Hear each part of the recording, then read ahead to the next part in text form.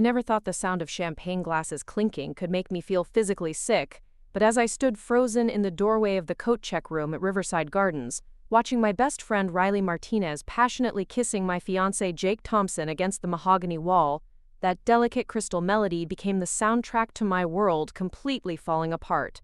Before we jump back in, tell us where you're tuning in from, and if this story touches you, make sure you're subscribed, because tomorrow, I've saved something extra special for you. The engagement party we'd spent 3 months planning, the celebration that was supposed to mark the beginning of our forever, had just become the stage for the most devastating betrayal I could have ever imagined. Riley's perfectly manicured hands were tangled in Jake's hair, the same hands that had helped me pick out my engagement dress just 2 weeks earlier. The same hands that had held mine while I cried happy tears when Jake proposed on the rooftop of our favorite restaurant overlooking the Willamette River. What made it worse wasn't just the betrayal itself, but the calculated precision of it all. Riley had suggested we use the coat check room to store my grandmother's vintage pearls safely during the party. She'd insisted on showing me exactly where they'd be kept, leading me down the dimly lit hallway at the precise moment when Jake would be there waiting for her. This wasn't a moment of weakness or a spontaneous mistake. This was orchestrated. My name is Emma Collins, and 6 months ago, I thought I had it all figured out. At 28, I was the senior marketing manager at Northwest Digital Solutions, living in a converted loft in Portland's Pearl District that I'd decorated with vintage finds from Saturday market trips. I had my career trajectory mapped out, my retirement savings on track, and most importantly, I had Jake Thompson, the man I'd been dating for 3 years who'd finally proposed on a perfect October evening, when the city lights twinkled like stars below us. Jake was everything I thought I wanted in a partner. At 30, he was established in his career as a real estate agent with Thompson & Associates, charming enough to put clients at ease while being ambitious enough to consistently rank in the top 5% of agents in the Portland metro area. He was tall with dark hair that always fell just right, possessed the kind of easy smile that made servers remember him at restaurants, and had this way of making me feel like I was the only person in the room when he looked at me. We'd met at a networking event for young professionals, one of those awkward mixer things, where everyone clutches their business cards and tries to make meaningful connections over mediocre wine and cheese cubes. I was there representing my company's marketing services to local businesses, and Jake was there scouting potential clients who might need real estate services. What started as a professional conversation about market trends in Portland's housing boom turned into a 3-hour discussion about everything from our shared love of hiking the Columbia River Gorge to our mutual obsession with finding the city's best coffee shops. Our first official date was at Brew and Bean Coffee Shop, a cozy little place in the Alberta Arts District, where local artists displayed their work on exposed brick walls, and the baristas knew everyone's order by heart. Jake had researched the place specifically because he'd remembered me mentioning my love for supporting local businesses during our networking conversation. That attention to detail, that thoughtfulness, made me believe he was different from the endless stream of guys who seemed more interested in their phones than getting to know me. The relationship progressed naturally from there. Weekend hiking trips to Multnomah Falls, lazy Sunday mornings at the Portland Saturday Market, dinner dates at food trucks and high-end restaurants alike. Jake integrated seamlessly into my life, getting along effortlessly with my protective older brother Logan, who worked as a lawyer downtown and had made it clear he'd be scrutinizing any man I brought home. Even my parents, who lived in Seattle and visited quarterly, approved of Jake's ambition and what they called his, quote, family values. Riley Martinez had been my best friend since college at Portland State University, where we'd bonded over late-night study sessions and our shared dream of making it in Portland's competitive creative scene. While I'd gone the corporate route with marketing, Riley had bet everything on becoming a social media influencer, building her Instagram following to 50,000 through carefully curated lifestyle content that showcased Portland's food, fashion, and culture scene. Her feed was a masterclass in aesthetic perfection, filled with golden hour selfies at local cafes, perfectly plated meals at trendy restaurants, and outfit posts that somehow made Portland's notorious rain look fashionable. What made Riley particularly skilled at her influencer career was her ability to make everyone around her feel special and included. She had this gift for making people believe they were her closest confidant, sharing just enough personal details to create intimacy while maintaining the polished perfection her brand required. When Jake came into my life, Riley embraced him immediately, insisting he join our friend group activities and including him in the group chat where we planned weekend adventures around the city. Riley was also the first person I called when Jake proposed. I'd FaceTimed her from the restaurant bathroom while Jake was handling the bill, my hand shaking as I held up my ring to show her the vintage-inspired setting he'd chosen. The oval diamond was surrounded by smaller stones, in a pattern that reminded me of Art Deco architecture, exactly the style I'd admired during our walks through the Pearl District. Riley screamed with excitement, drawing stares from other diners as she gushed about how perfect the ring was, how perfect Jake was, how perfect our future would be together. Planning the engagement party became a collaborative effort between Riley and me, the kind of project that had always strengthened our friendship. Riley's connections in Portland's social scene meant she knew all the best venues, vendors, and photographers, while my marketing background helped me organize timelines, budgets, and logistics. We spent countless hours at coffee shops with notebooks spread across small tables, debating color schemes, menu options, and guest lists with the intensity of military strategists. The venue we chose, Riverside Gardens, was Riley's suggestion. Located along the Willamette River with views of the city's skyline, it featured manicured gardens, a historic mansion that had been converted into an event space, and the kind of romantic atmosphere that made perfect backdrops for social media content. The cost was significant, nearly $5,000 for the evening, but Riley convinced me it was worth it for such a special occasion. She'd even offered to split the cost as her engagement gift to us, though I'd insisted on paying myself since Jake and I were both doing well financially. The guest list included 75 people, carefully curated to include family members, close friends, and key colleagues from both Jake's and my professional networks.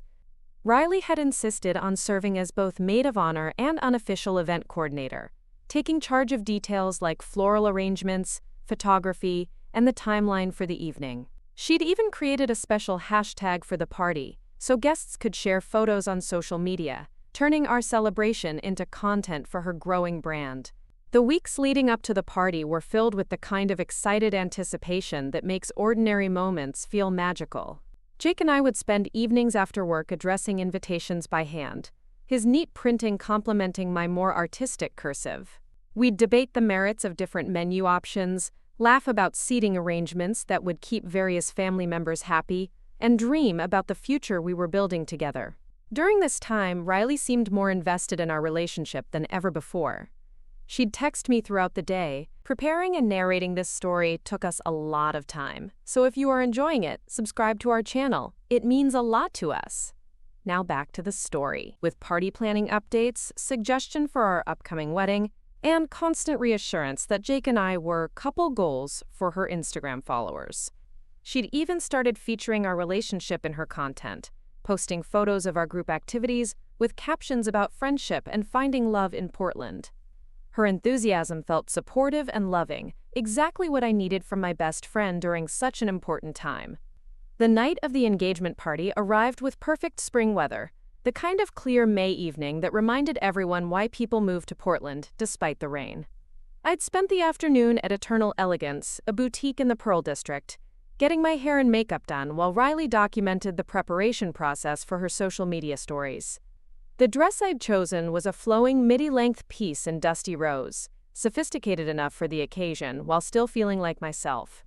Riley looked stunning in a navy blue wrap dress that perfectly complemented her highlighted brown hair and brought out her eyes. She'd been documenting our preparation process all day, creating content that showcased the friendship and excitement of the moment. Her followers had been engaged throughout the day, commenting on her stories with heart emojis and congratulations for her gorgeous bestie getting engaged. Jake had spent the day handling last-minute details with the venue staff and picking up his parents from the airport. His family had flown in from Sacramento, and my parents had driven down from Seattle, creating the kind of family gathering that made everything feel official and significant. When Jake arrived at the venue in his perfectly tailored navy suit, looking nervous but handsome, I felt that familiar flutter of excitement that reminded me why I'd said yes to his proposal. The early part of the evening unfolded exactly as we'd planned.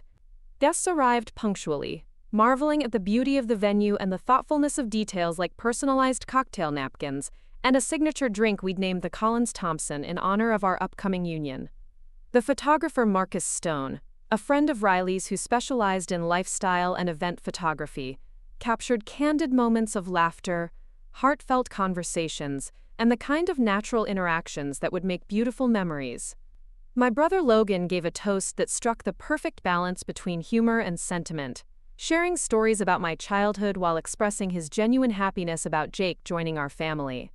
Jake's parents spoke about their son's character and their excitement about gaining a daughter, while my parents offered their blessings and shared their hopes for our future together. Throughout these speeches, Riley stood beside me as maid of honor, squeezing my hand during emotional moments and wiping away tears of joy. The food was exceptional, featuring a menu of Pacific Northwest specialties that showcased local ingredients and flavors. Guests raved about the salmon, the locally sourced vegetables, and the dessert table that included a small engagement cake surrounded by treats from Portland's best bakeries. Riley had coordinated with the catering staff to ensure everything was perfectly timed, and her attention to detail was evident in every aspect of the evening. As the night progressed, I found myself feeling overwhelmed by gratitude for the life I was building. Looking around at the faces of family and friends who had gathered to celebrate Jake and me, I felt the kind of contentment that comes from knowing you're exactly where you're supposed to be. Jake was working the room like the natural networker he was, making sure every guest felt welcomed and appreciated. Riley was capturing moments on her phone for social media, while also ensuring that elderly relatives had comfortable seating and that the bar was well stocked. It was during the dessert hour that Riley approached me with a concerned expression, suggesting we should secure my grandmother's vintage pearl necklace and matching earrings in the coat check room. The jewelry was a family heirloom that had been passed down through 3 generations, and I had chosen to wear it as my something old for the engagement party. Riley pointed out that the pieces were irreplaceable, and that with so many people moving around, it would be safer to store them in the venue's secure coat check room until the end of the evening. Her suggestion made perfect sense, and I appreciated her thoughtfulness in looking out for something so precious to my family. We made our way through the mansion's elegant hallways, past vintage photographs and antique furniture that gave the venue its historic charm. The coat check room was located in a quiet wing of the building, away from the main reception areas, accessible through a narrow hallway lined with oil paintings of Portland's founding families. Riley had insisted on showing me exactly where the jewelry would be stored, walking ahead of me down the dimly lit corridor while explaining the venue's security procedures. As we approached the coat check room, she suddenly stopped and turned to me with an expression I couldn't quite read. For a moment, something flickered across her face that seemed almost like anticipation or nervousness, but it was gone so quickly I convinced myself I'd imagined it. That's when she opened the door to the coat check room, and my world shattered. The scene was illuminated by the soft glow of the room's vintage chandelier, casting everything in a warm light that made the betrayal feel somehow more intimate and devastating. Jake was pressed against the mahogany wall, his hands gripping Riley's waist as she kissed him with a passion that spoke of familiarity and longing. Her navy dress was slightly wrinkled, his hair disheveled in a way that suggested this had been going on for more than just a few moments. The sound of the door opening made them break apart, and the look of panic that crossed both their faces confirmed that this wasn't a misunderstanding or a moment of weakness. Jake's eyes met mine with a mixture of guilt and something that looked almost like relief, as if he'd been waiting for this moment to arrive. Riley's expression was harder to read, cycling through surprise, calculation, and what I could only describe as a challenge. For several seconds, none of us spoke. The sounds of the party continued in the distance, laughter and music creating a surreal backdrop to the destruction of my entire future. I could hear the clink of champagne glasses, the same sound that had filled me with joy earlier in the evening, now making my stomach turn with nausea. Riley was the first to speak, her voice steady in a way that suggested she'd prepared for this moment. "Emma, I can explain," she said, smoothing her dress and stepping away from Jake with the kind of composure that someone might use to address a minor inconvenience rather than the devastation of a lifelong friendship. Jake remained silent, his face pale as he straightened his tie and tried to regain some semblance of dignity. The man who had proposed to me 6 months earlier, who had stood in front of our families and friends just hours before accepting congratulations on our engagement, couldn't even meet my eyes as his betrayal hung in the air between us. I felt something cold and hard settle in my chest. A numbness that started where my heart should have been and spread outward until my entire body felt detached from the scene unfolding before me. This wasn't just about discovering infidelity or being cheated on. This was about realizing that the two people I trusted most in the world had been conspiring against me, possibly for months, while I planned a celebration of love and commitment. The engagement ring on my finger suddenly felt impossibly heavy, the weight of broken promises and shattered dreams concentrated in the small circle of diamonds that had once represented everything I hoped for in my future. The pearl necklace around my throat felt like a collar, a reminder of family traditions and values that had just been mocked and discarded in the most public way possible. I thought about the hours Riley and I had spent planning this party, the late nights addressing invitations, the careful coordination of details that would make the evening perfect. I thought about Jake's proposal, the way he'd gotten down on one knee while Portland city lights twinkled below us, the speech he'd given about wanting to build a life together. I thought about the deposits we'd put down for our wedding venue, the dress appointments scheduled for next month, the future we'd mapped out together. All of it had been built on lies. The realization hit me that this betrayal wasn't spontaneous or impulsive. The way Riley had led me to this room, the specific timing of Jake's presence here, the calculated nature of their positioning, all suggested a level of planning and coordination that made everything so much worse.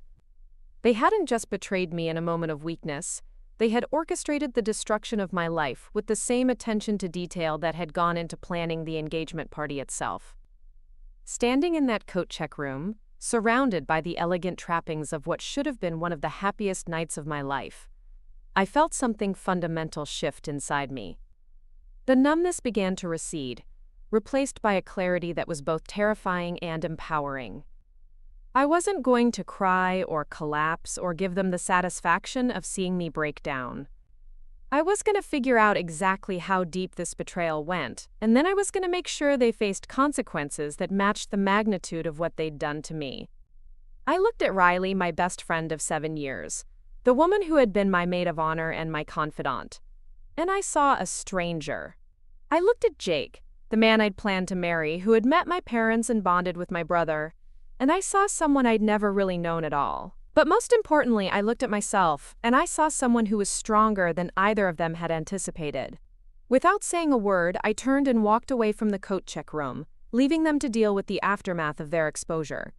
I had a party to get through, 75 guests to face, and a future to completely reimagine.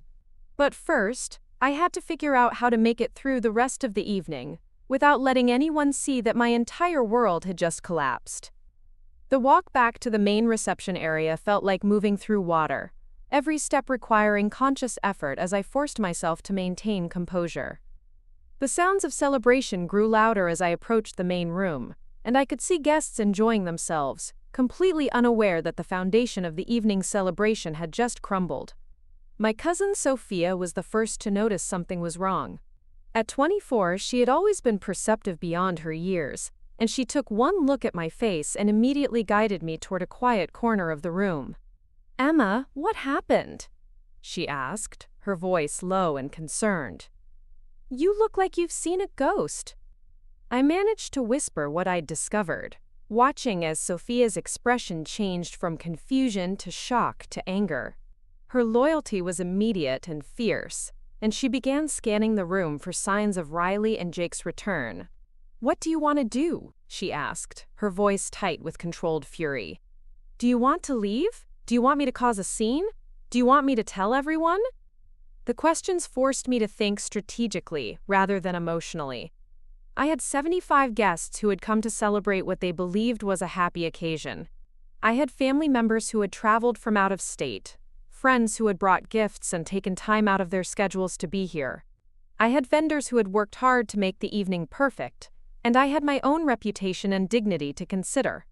More importantly, I realized that making a scene at the party would only give Riley and Jake the opportunity to control the narrative. They could claim it was a misunderstanding, or a moment of weakness, or somehow make me look like the unstable one for overreacting to what they might characterize as an innocent mistake. If I was going to respond to this betrayal, I needed to be smart about it. I decided to finish the evening with as much grace as possible, gathering information and planning my next steps rather than reacting emotionally. Sophia became my unofficial partner in this effort, helping me navigate conversations with guests, while keeping an eye on Riley and Jake when they eventually returned to the party separately, both looking composed but slightly shaken.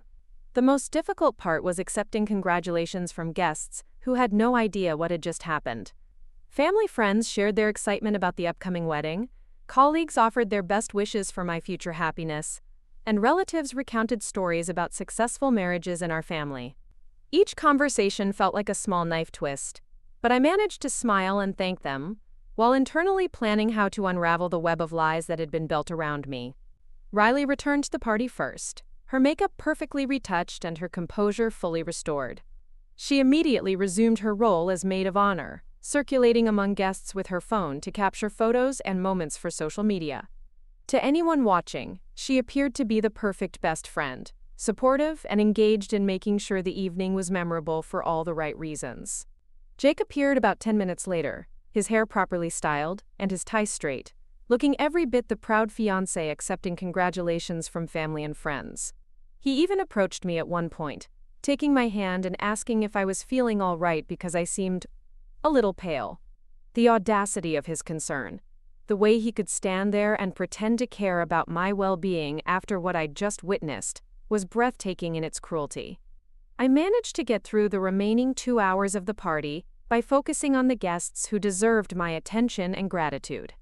I thanked my parents for their support and love, hugged my brother Logan extra tightly when he expressed his happiness about my engagement, and made sure elderly relatives felt welcomed and comfortable. I posed for photos with family members, cut the engagement cake with Jake while cameras flashed, and gave a brief speech thanking everyone for celebrating with us. All the while, I was observing and remembering details that might be important later. I noticed how Riley and Jake carefully avoided being in the same area of the room, how they never made eye contact, how they both seemed slightly more animated than usual, as if overcompensating for their guilty consciences. I watched as Riley posted photos and videos to her social media accounts, creating a narrative of perfect friendship and celebration that was completely divorced from reality. The photographer Marcus Stone was capturing everything, and I found myself wondering what else his camera might have recorded throughout the evening. As a professional photographer, he would have been moving throughout the venue, potentially capturing moments that guests might have missed. The thought gave me an idea that I filed away for future consideration. When the party finally ended, I stood in the venue's elegant foyer accepting final congratulations and saying goodbye to departing guests. My parents hugged me tightly, expressing their happiness and their excitement about the upcoming wedding. Jake's parents shared their joy about gaining me as a daughter-in-law, and my brother Logan promised to help with any wedding planning logistics that might benefit from legal expertise. Riley was among the last to leave, approaching me with what appeared to be genuine emotion in her eyes. "Emma, tonight was absolutely perfect," she said, embracing me in a hug that felt different than it had earlier in the evening. "I'm so happy for you, and I can't wait to help you plan the most amazing wedding Portland has ever seen." The words felt like poison in my ears, each expression of friendship and support now contaminated by the knowledge of her betrayal. But I managed to hug her back and thank her for all her help, knowing that maintaining the pretense was crucial to whatever came next. Jake drove me home to my Pearl District loft in his BMW, the same car where we'd shared so many conversations about our future together. The silence between us was heavy with unspoken knowledge, both of us aware that everything had changed but neither willing to address it directly. When he walked me to my door, he kissed me goodnight with the same tenderness he'd shown for 3 years, as if nothing had happened. Alone in my apartment, I finally allowed myself to feel the full weight of what had occurred. The engagement party decorations I'd brought home, the cards and gifts from guests, the photos on my phone from earlier in the evening, all of it now felt like evidence of a lie I'd been living without knowing it. I sat on my couch, still wearing my dusty rose dress and grandmother's pearls, and began to plan my next moves. I knew that confronting Riley and Jake directly would likely result in denials, excuses, and attempts to minimize what I'd witnessed. I knew that ending the engagement impulsively might leave me vulnerable to accusations of being unstable or overreacting. Most importantly, I knew that if this betrayal was as calculated as it appeared, There was probably more to discover about how long it had been going on and what else they might have been hiding from me. The woman who had walked into that coat check room was someone who trusted completely and believed in the fundamental goodness of the people she loved. The woman who sat in her apartment in the early hours of the morning, planning her response to the greatest betrayal of her life, was someone entirely different. Someone who would not be victimized again. Someone who would fight back with intelligence and strategy, rather than emotion and impulse. As I finally changed out of my engagement party dress and removed my grandmother's pearls, I made a decision that would guide everything that followed. I wasn't going to be the heartbroken victim who simply walked away from this betrayal. I was going to be the architect of justice, ensuring that Riley and Jake faced consequences that matched the magnitude of what they'd done to me. The engagement party was over, but the real fight was just beginning. The morning after the engagement party arrived with the kind of gray Portland drizzle that seemed to mirror my internal state. I woke up on my couch still wearing yesterday's makeup, my phone buzzing with notifications from social media posts tagged with our engagement party hashtag.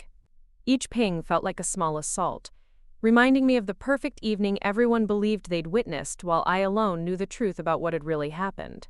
My first instinct was to delete all the photos, to somehow erase the evidence of my humiliation from the internet. But something stopped me.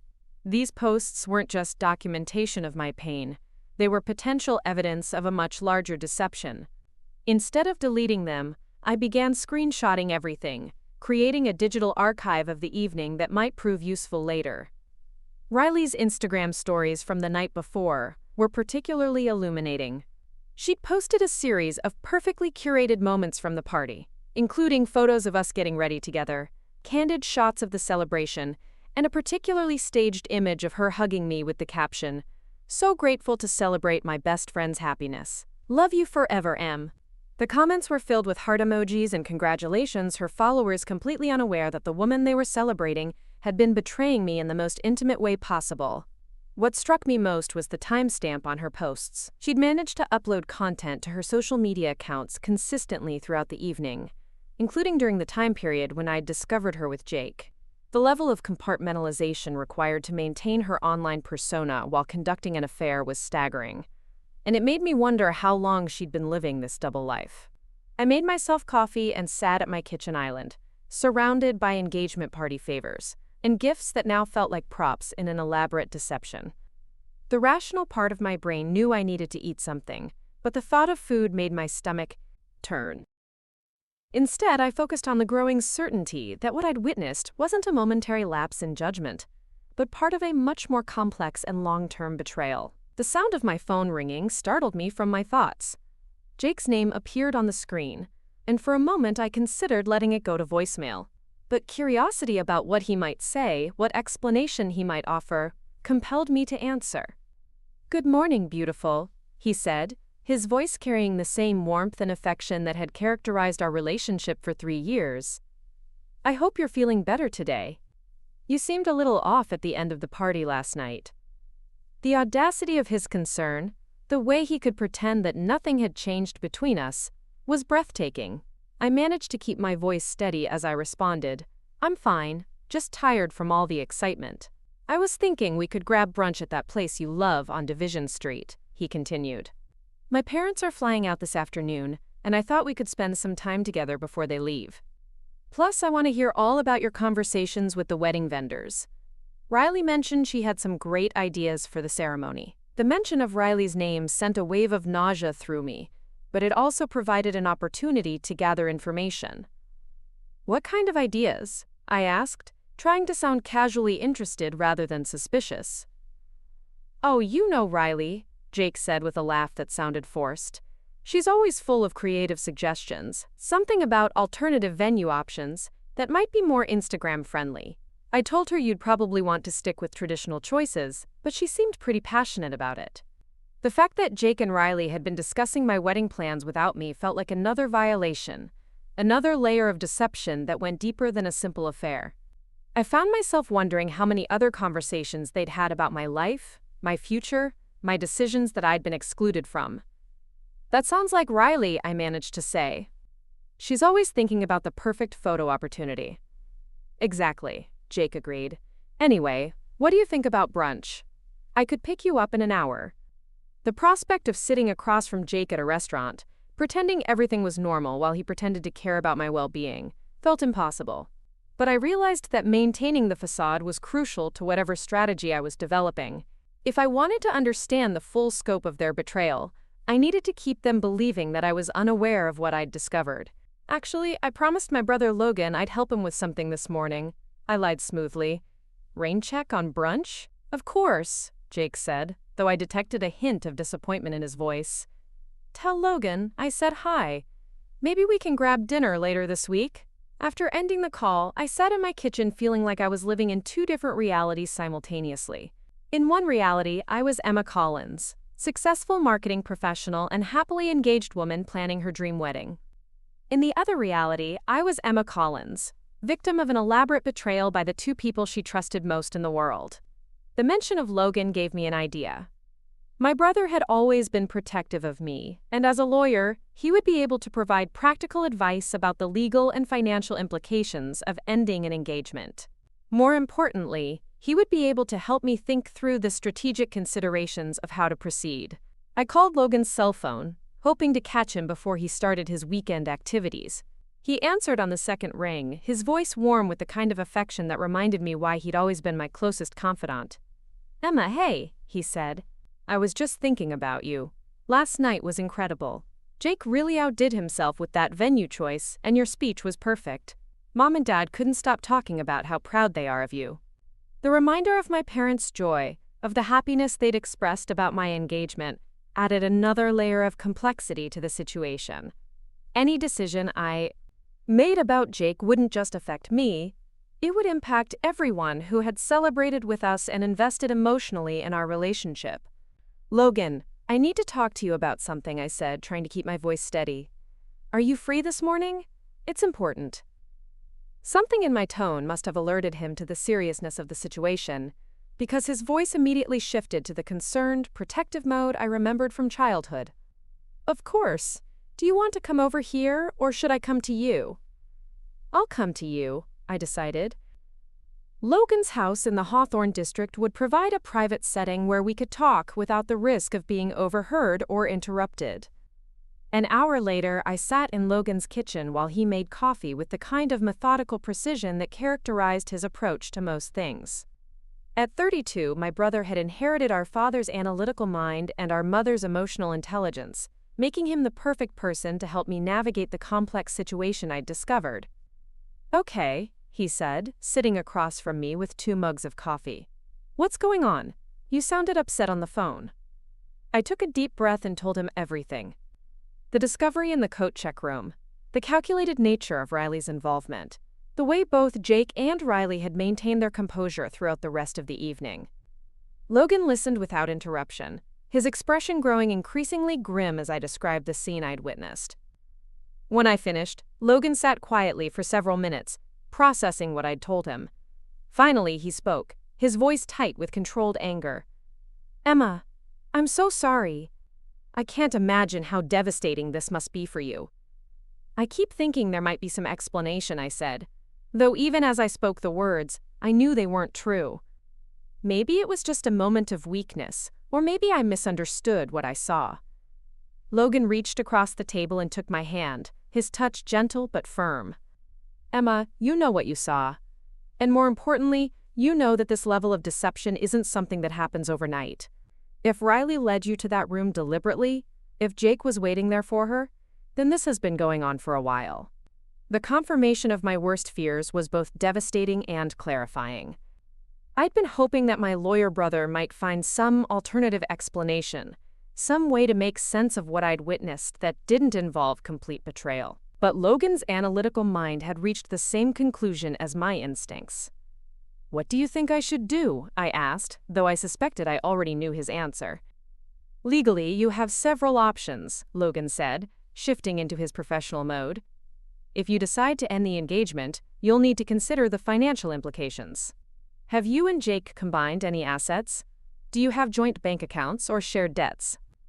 We kept our finances separate, I said, feeling grateful for the first time that Jake and I had maintained individual accounts. The only shared expense was the engagement party, and I paid for that myself. What about the wedding? Logan asked. Have you put down any deposits or signed any contracts? The question hit me like a physical blow. In all the emotional turmoil of the past 12 hours, I'd somehow managed to forget about the wedding planning that had been consuming my life for the past month. Jake and I had toured venues, met with caterers, and put down deposits on what was supposed to be the most important day of our lives. We booked the Grand Cascade Hotel for August 15th, I said slowly, the implications beginning to dawn on me. The deposit was $15,000, and the total cost is supposed to be $50,000 for everything: food, flowers, photography, the whole package.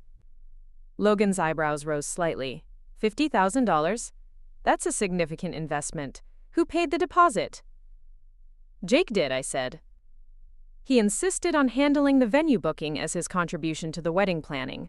He said it was the traditional thing for the groom's family to handle the reception costs. Something in Logan's expression shifted, and I could see him processing this information through his legal training.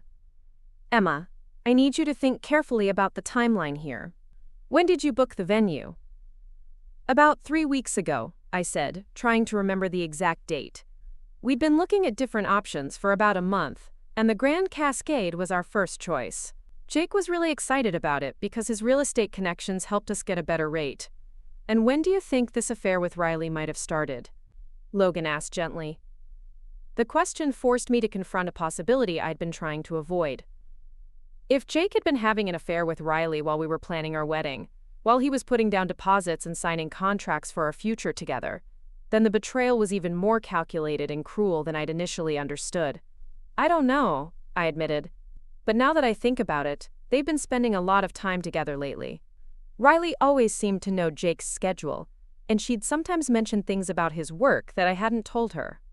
Logan nodded, his expression serious. Emma, I think you need to consider the possibility that this affair has been going on for months, possibly even since you got engaged. And if that's the case, then Jake's decision to book and pay for an expensive wedding venue might not be the romantic gesture you thought it was. The implication was clear, but devastating. If Jake had been having an affair with Riley while planning our wedding, then every decision he'd made about our future together had been contaminated by deception. The venue, the flowers, the photography, all of it might have been part of an elaborate facade designed to maintain his image while he pursued my best friend. What are you suggesting? I asked, though I suspected I already knew. I'm suggesting that you might want to consider letting Jake face the financial consequences of his choices, Logan said carefully. If he booked an expensive venue while conducting an affair, then perhaps he should be responsible for the costs when that affair destroys the engagement. The idea was both appealing and terrifying. The thought of Jake having to pay $50,000 for a wedding that would never happen felt like poetic justice, but it also felt like a level of retaliation that might make me look vindictive or cruel. But what about Riley? I asked. She's just as responsible for this as Jake is. Logan's smile was grim. Riley's a social media influencer whose brand is built on authenticity and lifestyle aspiration.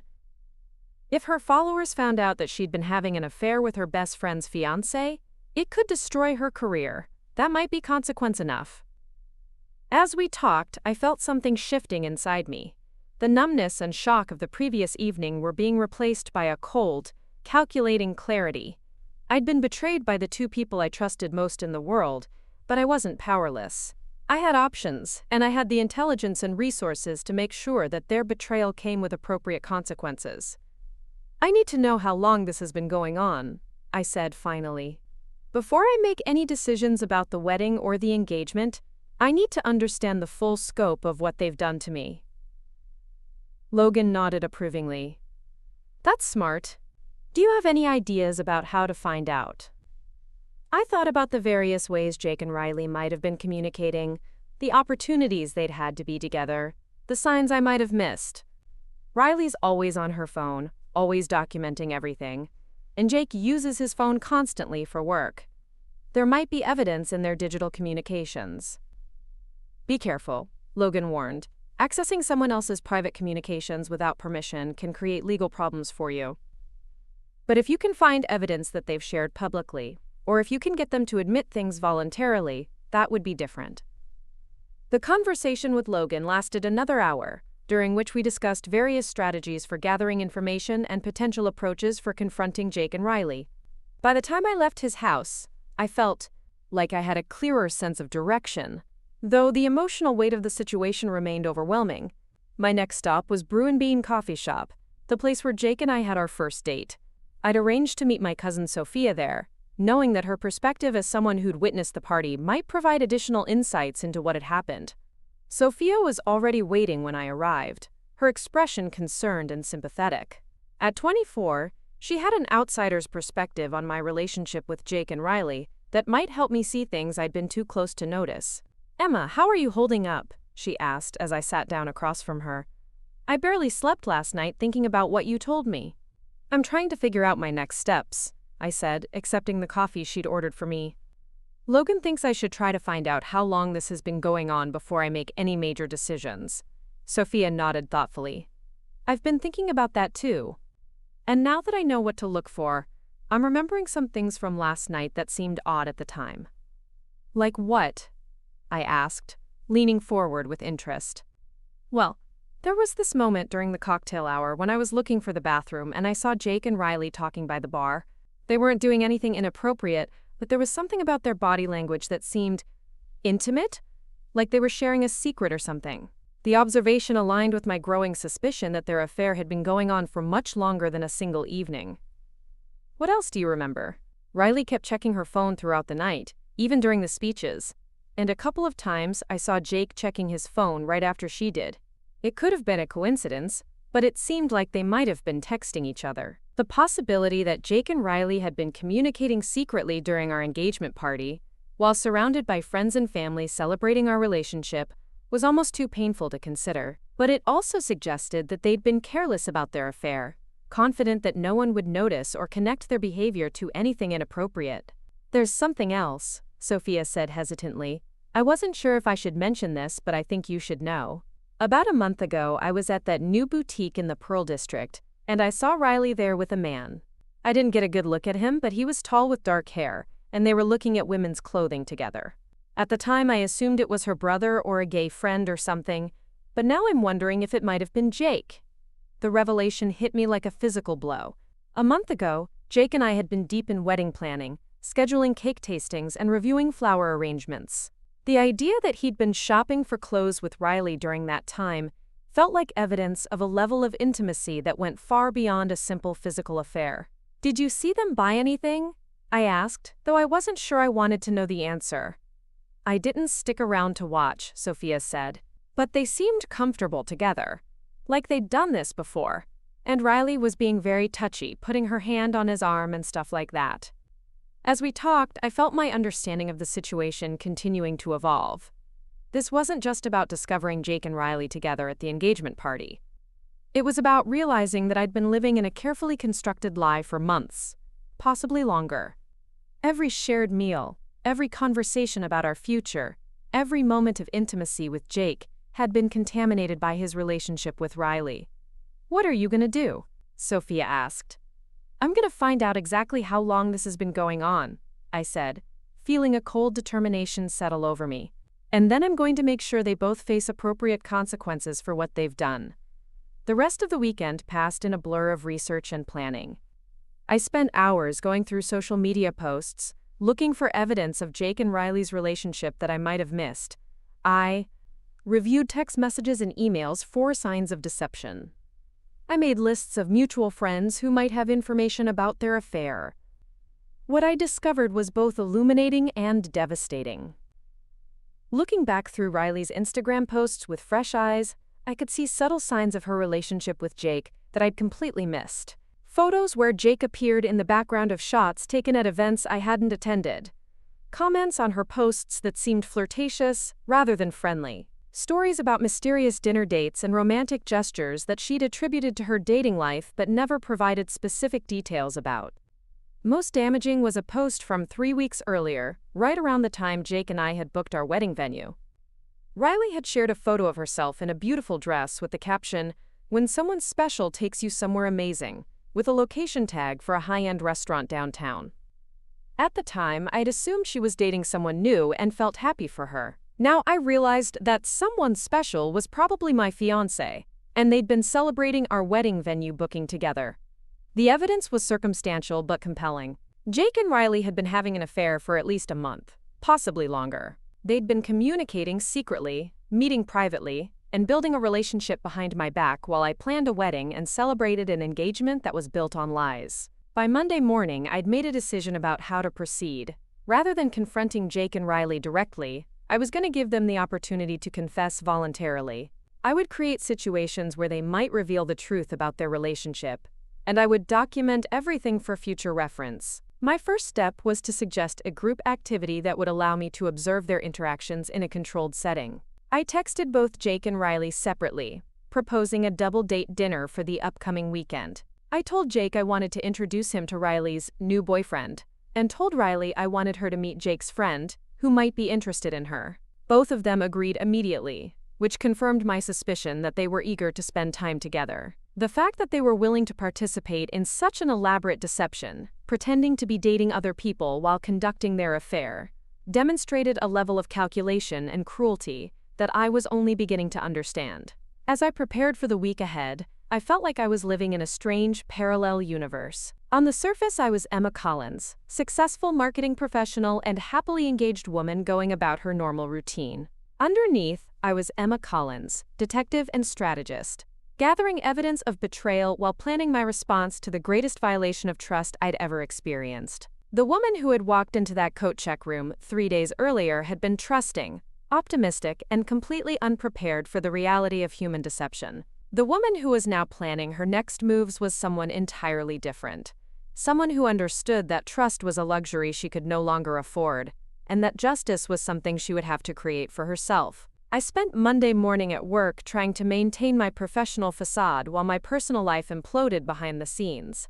Concentrating on marketing campaigns and client presentations felt surreal when my entire future was in question, but I managed to get through the day without anyone noticing that anything was wrong. That evening, I received a text from Riley asking if I wanted to grab dinner and discuss wedding planning. The invitation felt like another knife twist, but I recognized it as an opportunity to gather more information about the extent of her knowledge of my relationship with Jake. We met at a trendy restaurant in the Alberta Arts District, one of Riley's favorite spots for creating Instagram content. She arrived looking perfectly put together as always, her highlighted hair catching the light as she embraced me with what seemed like genuine warmth.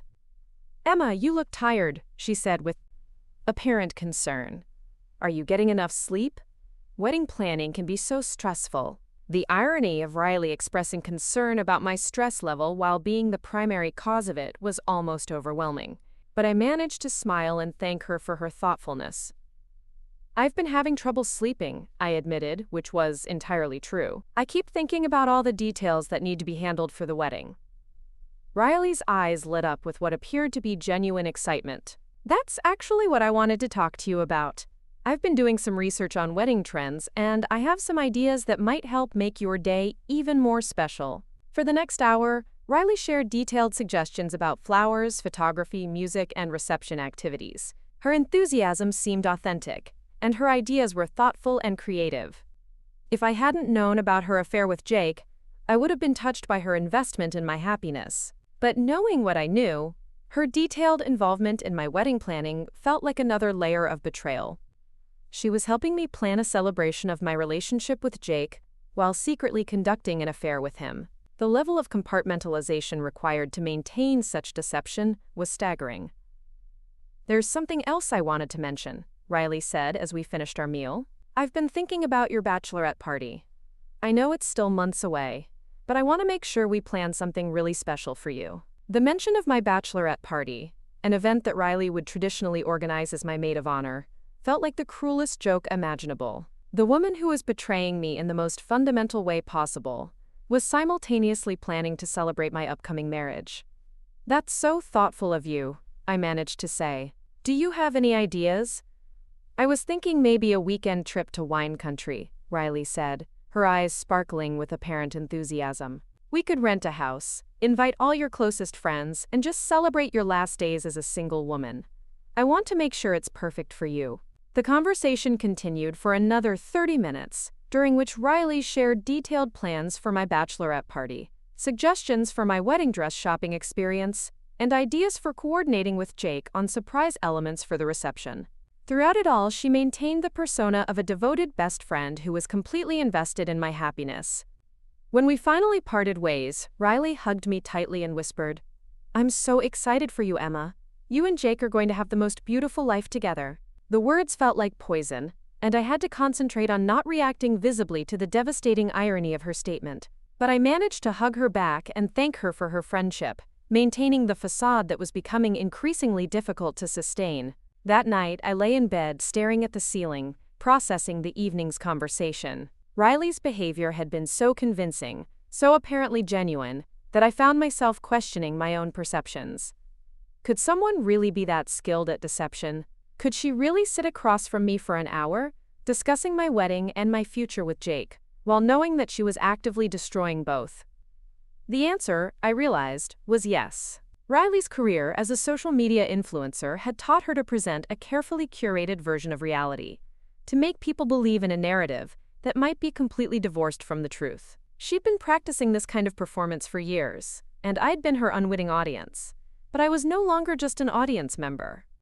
I was becoming a participant in this elaborate deception, and I was learning to play the game just as skillfully as she was. The difference was that I was playing for justice rather than personal gain, for truth rather than continued deception.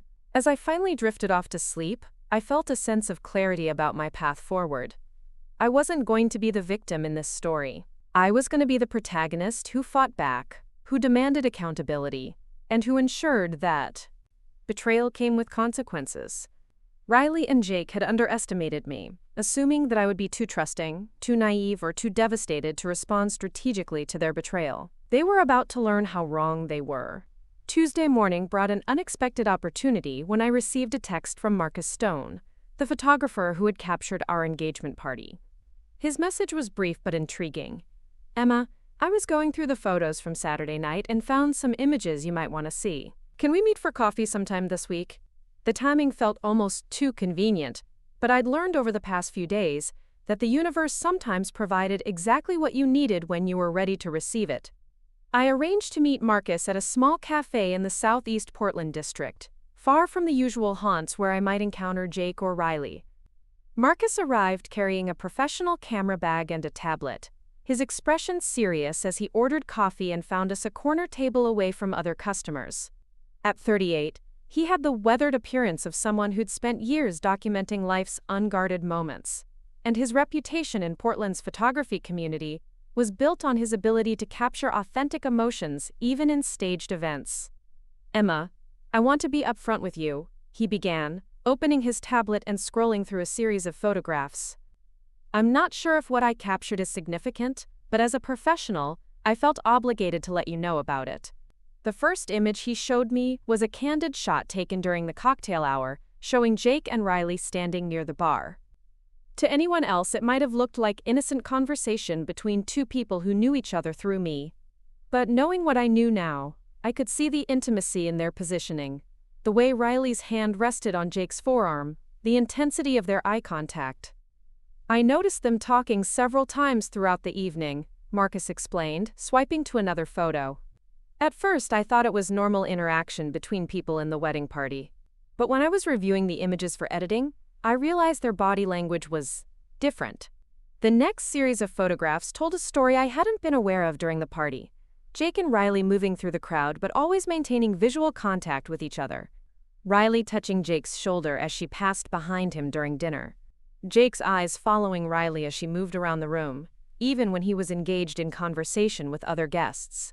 "This one was taken about 20 minutes before I saw you looking for Riley," Marcus said, showing me a photograph that made my breath catch. Jake and Riley were standing in a secluded corner of the garden, partially hidden by flowering bushes. Riley's hand was on Jake's chest, and their faces were inches apart in what was clearly an intimate moment. "Did anyone else see this?" I asked, trying to keep my voice steady. Marcus shook his head. "I was using a long lens to capture candid moments throughout the venue. I doubt anyone else noticed, especially since most guests were focused on the dinner service at that time."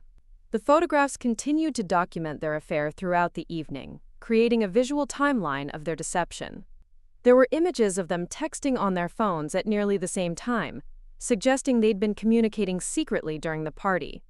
There were photos of stolen glances and private smiles that spoke of shared secrets and hidden intimacy.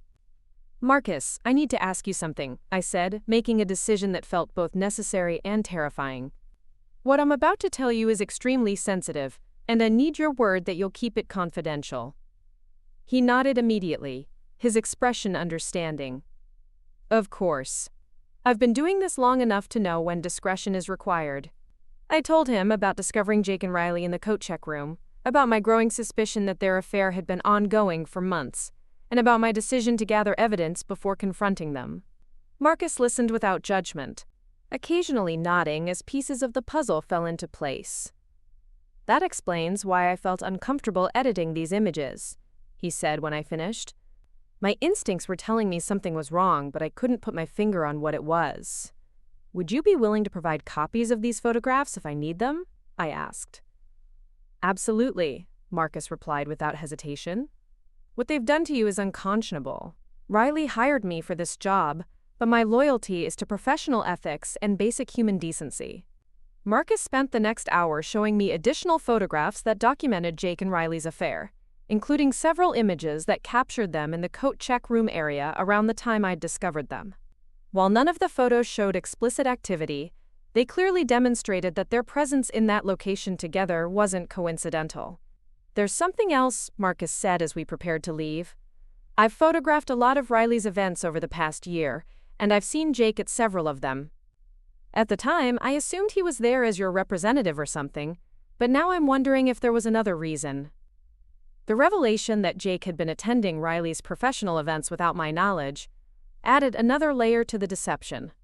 I'd been completely unaware that they'd been spending time together outside of our mutual social activities, which suggested that their relationship had been much more extensive than I'd initially realized. "Can you remember which events?" I asked. Marcus pulled out his phone and scrolled through his calendar. "There was a product launch party for a local skincare brand about 2 months ago. Riley was hired to provide social media coverage, and Jake was there the entire evening. There was also a restaurant opening in the Pearl District about 6 weeks ago, and he was at that event too."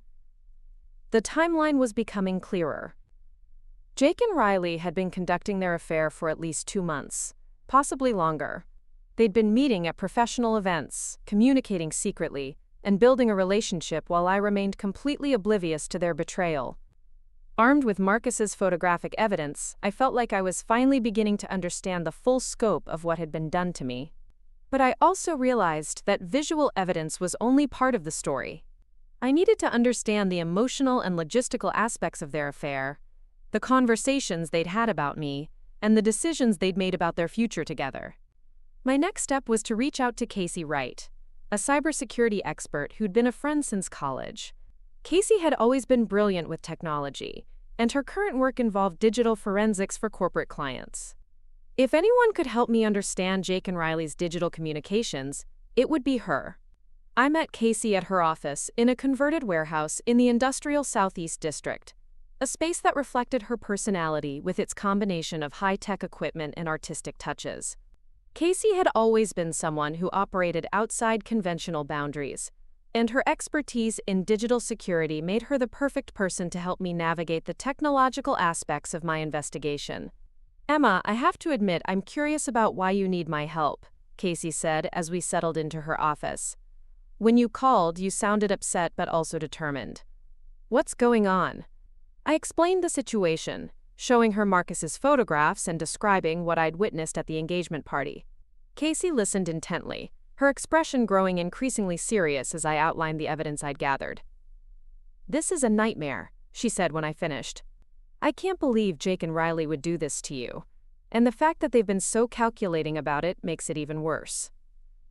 "That's why I need your help," I said. "I want to understand how they've been communicating, how long this has been going on, and what they've been saying about me. But I also want to make sure I'm not doing anything illegal in the process." Casey nodded thoughtfully. "There are ethical ways to gather digital evidence, especially if You have legitimate reasons to suspect deception. Let me think about what options might be available. She spent the next few minutes explaining the legal and ethical boundaries of digital investigation. While I couldn't access Jake's or Riley's private communications without permission, I could analyze publicly available information, monitor communications that involved me, and document patterns of behavior that might indicate deception. Here's what I can help you with, Casey said, pulling out a laptop.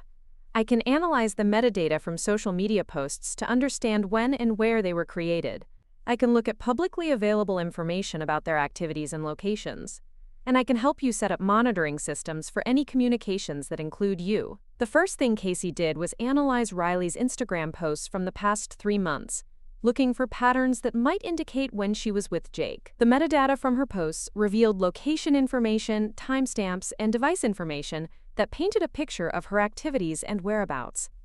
Look at this, Casey said, pointing to a series of posts from the past month. Riley posted these photos from different locations around Portland, but the metadata shows they were all taken on the same day. She's been creating content in advance and posting it to make it look like she's been in different places at different times. The implications were staggering. Riley had been manipulating her social media presence to create alibis for times when she was actually with Jake. The level of premeditation involved in such deception was both impressive and terrifying. Casey continued her analysis, comparing Riley's posting patterns with publicly available information about Jake's real estate activities.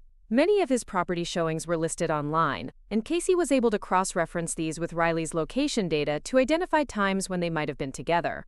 Emma, this is really troubling, Casey said, showing me a timeline she'd created. Based on this analysis, it looks like Riley has been coordinating her schedule with Jake's for at least 10 weeks. There are multiple instances where her social media posts were designed to hide the fact that she was in the same location as him. The evidence was mounting, but I still needed to understand the emotional dynamics of their relationship. Were they in love, or was this just a physical affair?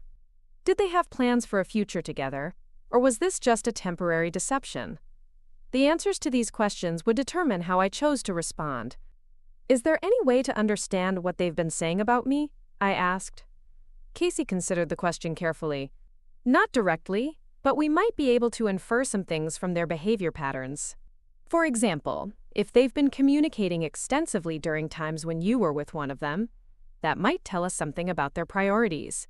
She pulled up a calendar application and began mapping out my activities over the past month, cross-referencing them with the digital evidence she'd gathered about Jake and Riley's communications. The pattern that emerged was both hurtful and revealing. Emma, I'm sorry to have to show you this, Casey said, pointing to several instances where Jake and Riley had been digitally active during times when I was with one of them. It looks like they've been texting each other during your dates with Jake and during your meetings with Riley. The revelation that Jake had been communicating with Riley while we were together, possibly even while we were discussing our wedding plans, felt like a fresh betrayal.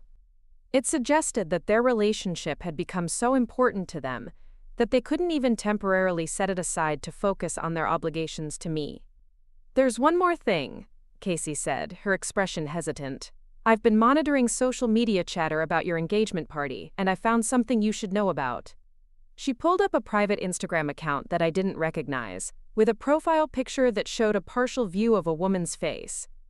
The account had been tagged in several posts from the engagement party, and Casey had been able to trace its activity back to Riley's IP address. This appears to be a secret account that Riley has been using to communicate with Jake, Casey explained. The posts are private, but I can see that she's been sharing content that includes photos of Jake and references to their relationship. The existence of a secret social media account confirmed that Jake and Riley's affair was not just physical, but also emotional and romantic. They'd been building a complete relationship behind my back, sharing intimate moments and private thoughts while maintaining their deception in public. Casey, I need to see what's on that account, I said, though I wasn't sure I was emotionally prepared for what I might find. I can't access the private content legally, Casey said, but I might be able to help you gather evidence in other ways. If you can get Riley to show you the account voluntarily, or if you can document her using it, that would be different. The conversation with Casey lasted another hour, during which she helped me understand the full scope of Jake and Riley's digital deception. They'd been conducting their affair with the same level of sophistication that might be used for corporate espionage, using technology to hide their activities while maintaining their public personas. As I left Casey's office, I felt like I was carrying the weight of irrefutable evidence about the people I'd trusted most. The photographs from Marcus, the digital analysis from Casey, and the witness observations from Sophia had created a comprehensive picture of betrayal that went far beyond what I'd initially discovered. But I also felt a growing sense of empowerment. I was no longer the naive victim who'd stumbled upon her fiancé's affair. I was becoming a strategic investigator who was methodically documenting every aspect of their deception. The evidence I was gathering would ensure that when I finally confronted Jake and Riley, they wouldn't be able to minimize, deny, or escape the consequences of their actions. My next step was to reach out to Maya Chen, the event coordinator who'd helped plan several of Riley's professional events. Maya had been working in Portland's hospitality industry for over a decade, and her connections with vendors and venues made her an invaluable resource for understanding the logistics of Jake and Riley's affair. I met Maya at her office in a converted Victorian house in the Alberta Arts District, a space that reflected her aesthetic sensibilities, with its combination of vintage furnishings and modern technology. Maya had always been someone who noticed details and remembered conversations, qualities that made her excellent at her job, but also potentially helpful for my investigation. "Emma, I was so happy to hear from you," Maya said as we settled into her office. "Your engagement party was absolutely beautiful, and I've been looking forward to working with you on your wedding planning." The reminder of my upcoming wedding, which now seemed like an impossibility, was painful but also motivating. Maya's professional expertise could help me understand the venue contracts and financial implications of canceling the wedding, information that might be crucial for my eventual confrontation with Jake. "Actually, that's part of why I wanted to talk to you," I said, choosing my words carefully. "I'm having some concerns about the wedding planning process, and I need someone with your expertise to help me understand my options." Maya's expression shifted to one of professional concern. "What kind of concerns? Are you worried about the budget, the timeline, the vendor coordination?" "It's more complicated than that," I said, making a decision to trust her with at least part of the truth. "I'm beginning to question whether the wedding should happen at all." Maya's eyes widened, but she maintained her professional composure. "Emma, that's a very serious consideration. Are you having doubts about Jake, or about marriage in general?" "About Jake," I admitted. "I've discovered some things about his character that make me question whether he's the person I thought he was." Maya nodded thoughtfully. "I understand. These kinds of revelations can be devastating, especially when you're in the middle of planning what's supposed to be the happiest day of your life." "I need to understand the financial implications of canceling the wedding," I said. "Who would be responsible for the costs, what deposits might be lost, and what the timeline would be for making such a decision." Maya spent the next hour explaining the legal and financial aspects of wedding contracts, deposit requirements, and cancellation policies. The Grand Cascade Hotel, where Jake and I had booked our reception, had a particularly strict cancellation policy that required 60 days' notice to avoid losing the entire deposit. "Emma, I have to ask," Maya said as we reviewed the contract details, "are you considering canceling the wedding unilaterally, or are you planning to discuss this with Jake first?" The question forced me to confront the decision I'd been avoiding. I could continue gathering evidence indefinitely, but at some point I would need to make a choice about how to proceed.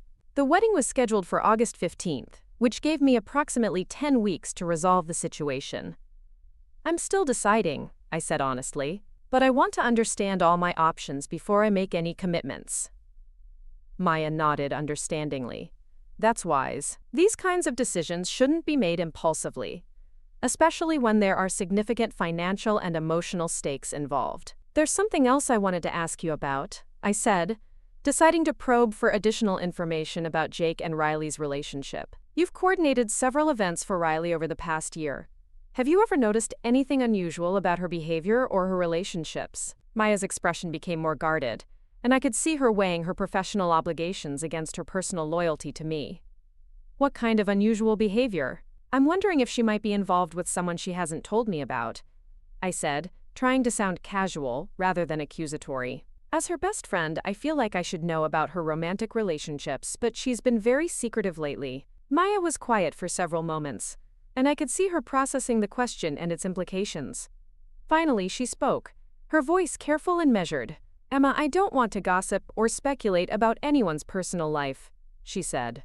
"But I have noticed that Riley has been bringing the same man to several events over the past few months. She's never introduced him to me formally, and she's always been vague about their relationship." "Can you describe him?" I asked, though I already suspected I knew the answer. "Tall, dark hair, well-dressed," Maya said. "He seems comfortable in social situations, and he and Riley have a natural chemistry together. I assumed he was someone she was dating seriously, but she's never mentioned him when we've talked about her personal life." The confirmation that Jake had been attending Riley's professional events as her date, rather than as my representative, was another piece of evidence in the growing case against them. But it also raised questions about their long-term intentions. Were they planning to go public with their relationship after destroying my engagement, or were they content to continue their secret affair indefinitely?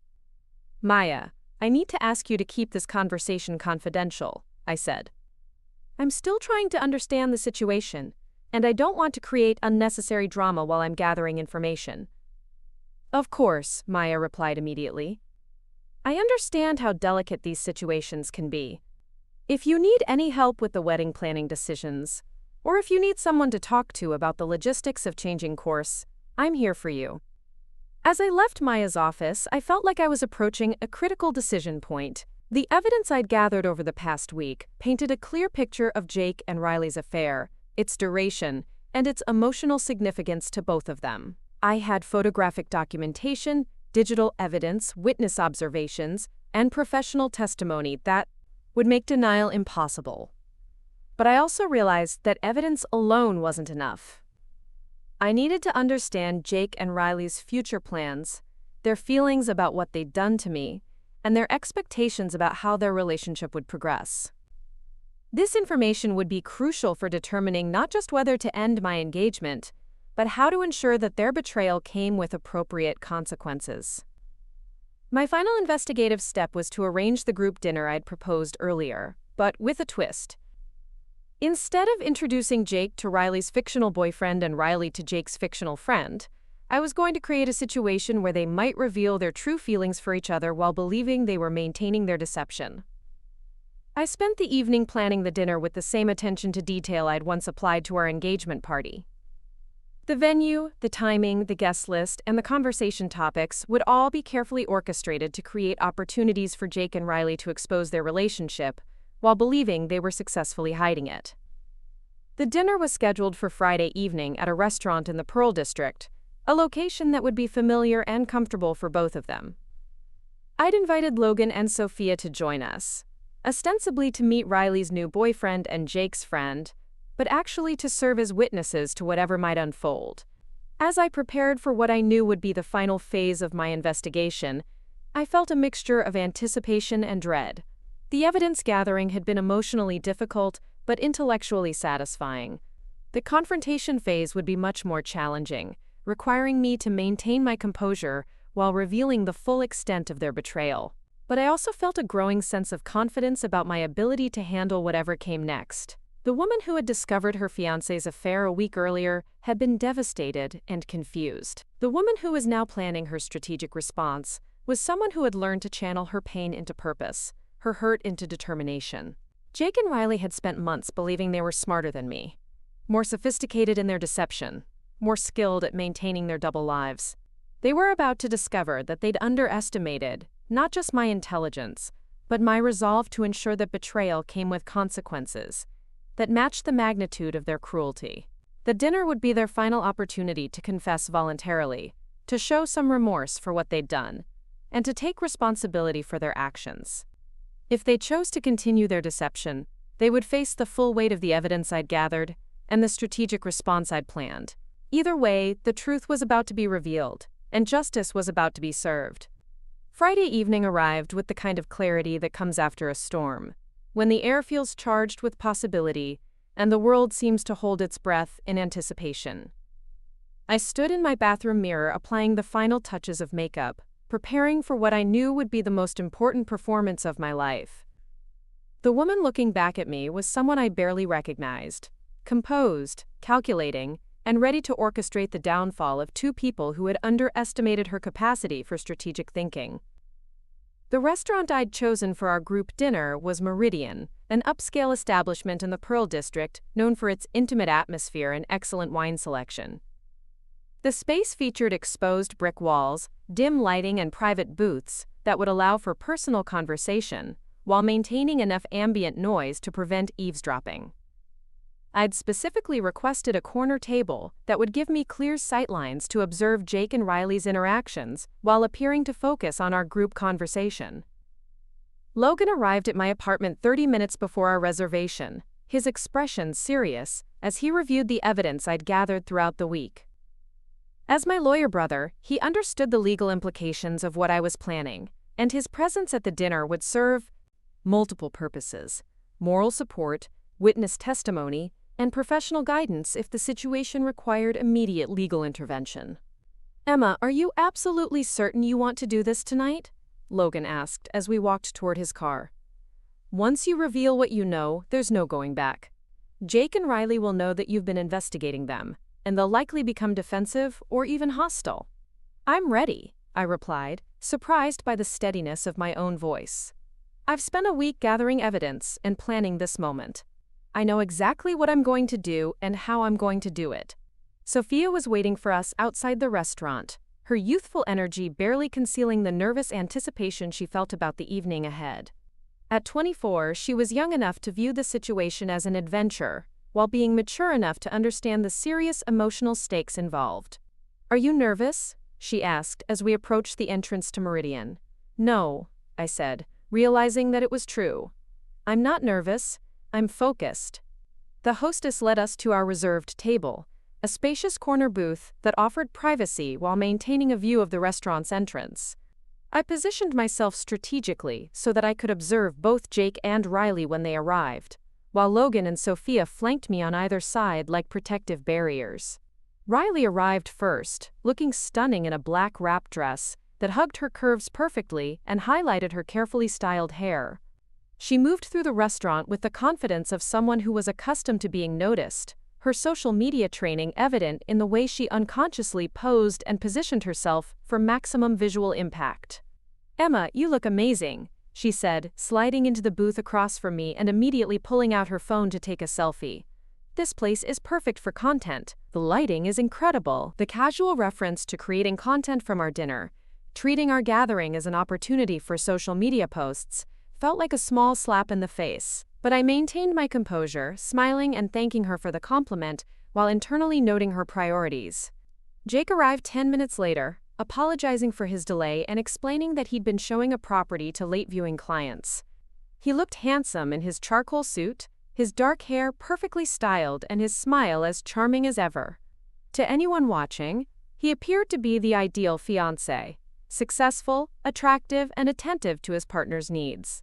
"Sorry I'm late, beautiful," he said, leaning down to kiss my cheek before settling into the booth beside Riley.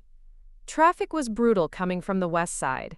The casual intimacy of his greeting, combined with his positioning next to Riley rather than next to me, created an interesting dynamic that I filed away for future reference.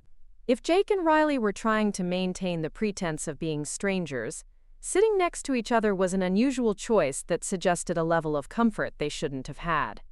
"Jake, I'd like you to meet my cousin Sophia," I said, beginning the choreographed introductions I'd planned. "Sophia, this is my fiancé Jake Thompson."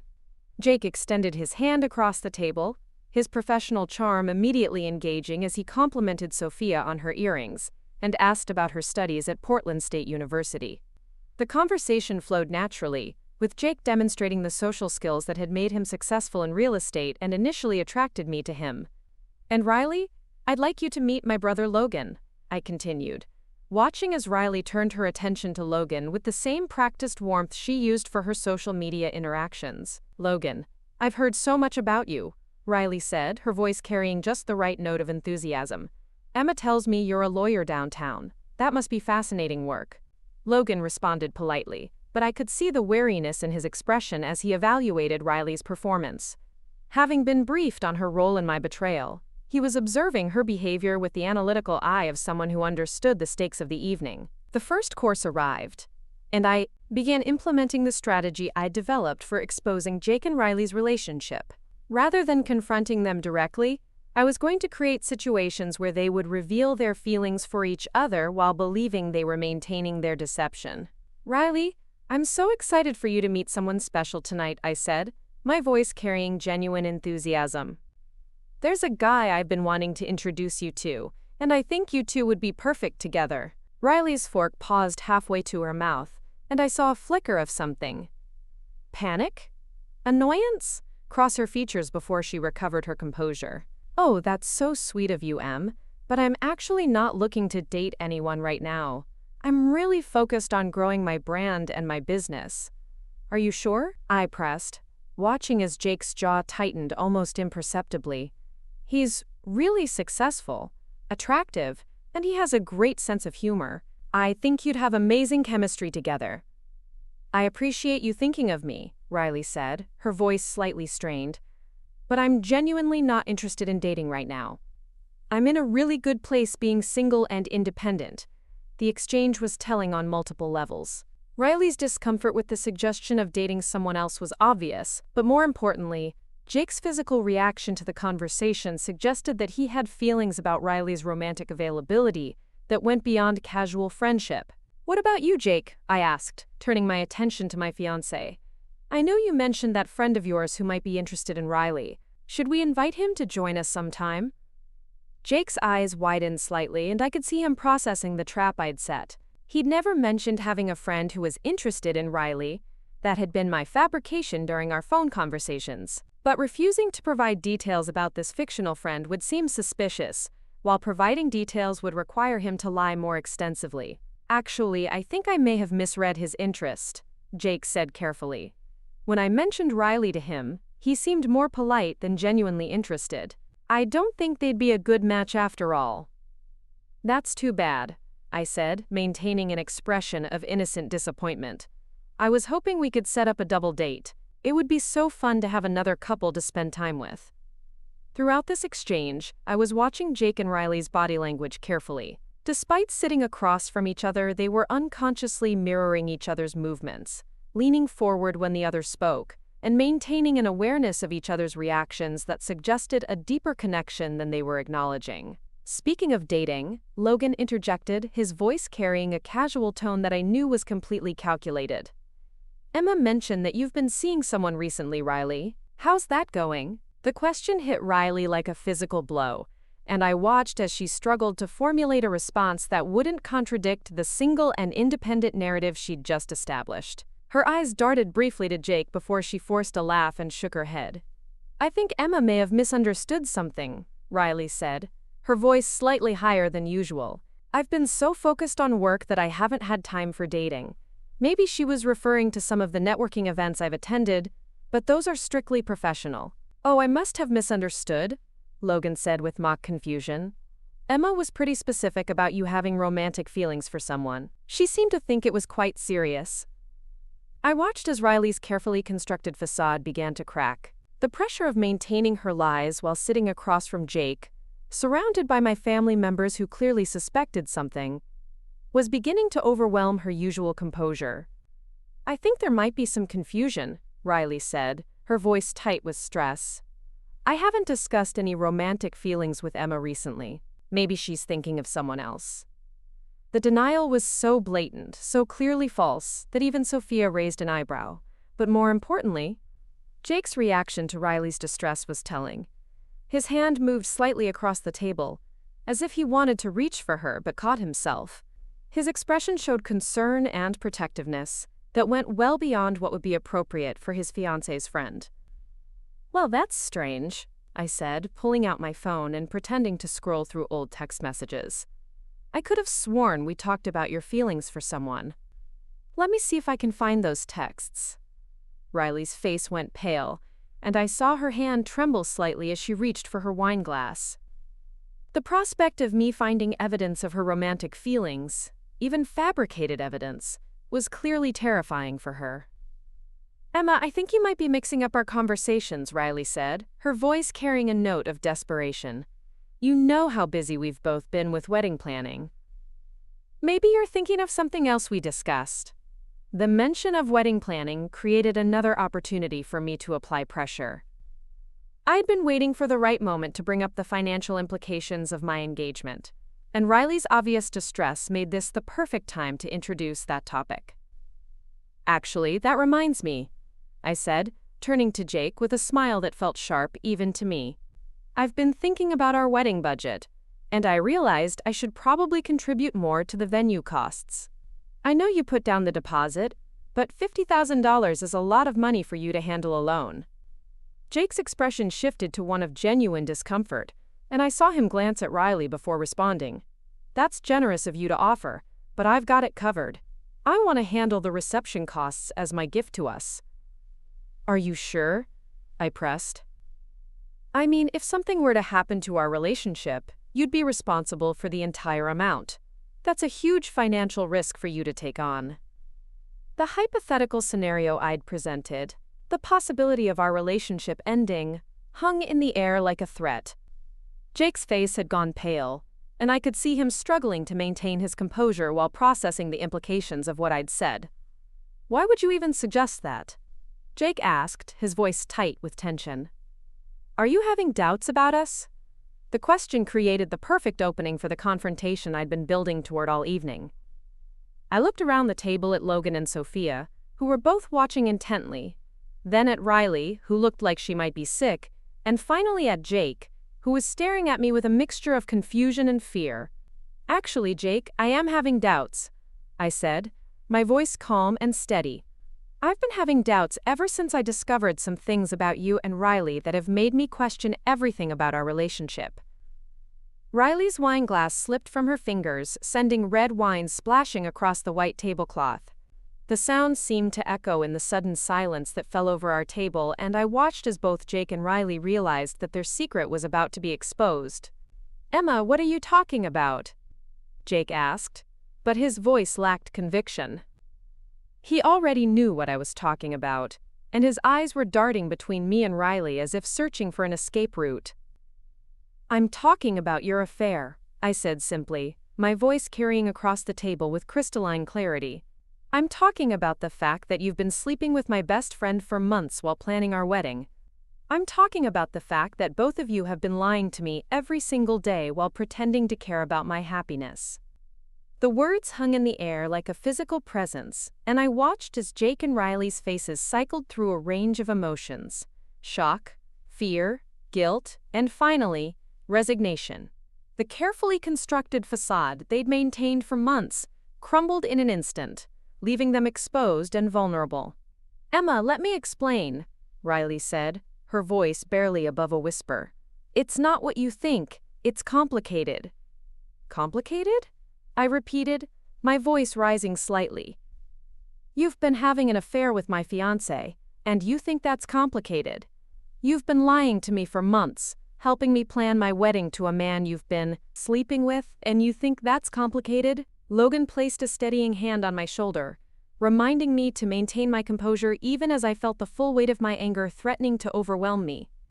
Sophia was staring at Jake and Riley with undisguised disgust, her young face expressing the moral outrage that I was trying to channel into strategic thinking. How long? I asked, my voice cold and controlled. How long have you been betraying me? Jake and Riley exchanged a look that confirmed what I already knew. Their affair had been going on for much longer than a few weeks. The intimacy of that shared glance, the way they communicated without words, spoke of a relationship that had developed over months of secret meetings and shared deceptions. Emma, please, Jake said, his voice carrying a note of desperation. Let us explain. It wasn't planned, it just happened. Nothing just happens, Jake, I replied, pulling out my phone and scrolling to the photos Marcus had provided. Secret meetings at Riley's professional events don't just happen. Coordinated social media posts to hide your activities don't just happen. Conducting your affair during my engagement party in the coat check room doesn't just happen. I placed my phone on the table, displaying one of Marcus's photographs that showed Jake and Riley in an intimate embrace during the cocktail hour of our engagement party. The image was damning in its clarity, showing two people who were clearly involved in a romantic relationship. Riley's hand flew to her mouth, and I saw tears beginning to form in her eyes. But I felt no sympathy for her distress. She had chosen to betray me, chosen to lie to me, chosen to participate in the destruction of my relationship while pretending to be my friend. I have photos from the entire evening, I continued, scrolling through Marcus's documentation of their affair. I have digital evidence of your secret communications. I have witness testimony about your behavior at multiple events. I have a complete record of your deception. Jake's face had gone ashen, and I could see him realizing the full scope of what I'd discovered, the methodical nature of my investigation, the extent of the evidence I'd gathered, and the strategic way I'd confronted them had caught him completely off guard. "Emma, I know you're hurt," Jake said, his voice carrying a note of the charm that had once made me fall in love with him. "But we can work through this. We can figure out a way to move forward." "Move forward?" I laughed, the sound bitter even to my own ears. "You want to move forward? After months of lies, after betraying me with my best friend, after making me look like a fool in front of everyone we know?" "It wasn't supposed to happen like this," Riley said, her voice breaking with emotion. "We never meant to hurt you." "But you did hurt me," I said, my voice steady despite the rage burning in my chest. "You hurt me every single day when you looked me in the eye and lied. You hurt me when you helped me plan my wedding to a man you were sleeping with. You hurt me when you pretended to be my friend, while destroying my relationship behind my back." The restaurant around us had grown quiet, and I realized that other diners had begun to notice the drama unfolding at our table. The hostess was watching nervously from her station, and I could see other patrons glancing in our direction with curiosity and concern. "We should probably take this conversation somewhere more private," Logan suggested, his lawyer's instincts kicking in as he assessed the public nature of our confrontation. "No," I said firmly. "They chose to conduct their affair in public spaces. They chose to lie to me at public events. They chose to betray me in front of our friends and family. They can face the consequences of their actions in public too." I turned back to Jake and Riley, who were both looking like they wanted to disappear into the floor. The confident, successful personas they'd both cultivated were completely gone, replaced by the raw vulnerability of people who had been caught in an elaborate deception. "Here's what's going to happen," I said, my voice carrying the authority of someone who had spent days planning this moment. "Jake, you're going to be responsible for the entire $50,000 cost of our wedding. Every vendor, every deposit, every cancellation fee, that's all coming out of your pocket." "Emma, that's not fair," Jake protested. "We both made financial commitments to the wedding." "Fair?" I repeated, my voice rising with incredulity. "You want to talk about fair? Is it fair that you've been lying to me for months? Is it fair that you've been planning our wedding while having an affair with my best friend? Is it fair that you've made me look like a fool in front of everyone we know?" Jake had no response to that, and I could see him beginning to understand the financial implications of his betrayal. $50,000 was a significant sum, even for someone with his income, and the prospect of losing that money while also losing his relationship was clearly devastating. "And Riley," I continued, turning to face my former best friend, "you're going to face the consequences of your actions too. Your followers, your brand partners, your entire social media empire. They're all going to learn exactly what kind of person you really are." Riley's eyes widened with terror. Her influencer career was built on authenticity and relatability, and the revelation that she'd been conducting an affair with her best friend's fiancé would destroy her carefully cultivated image.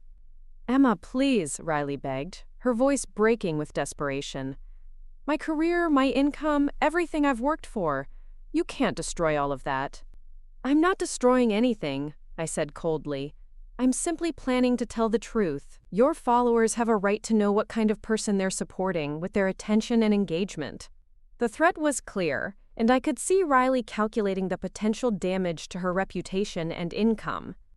Her entire livelihood depended on maintaining her image as a trustworthy lifestyle influencer, and the revelation of her affair would be career suicide. "What do you want from us?" Jake asked, his voice defeated. What do we have to do to make this right? Nothing, I said, standing up from the table and gathering my purse. There's nothing you can do to make this right. You've both shown me exactly who you are, and I believe you.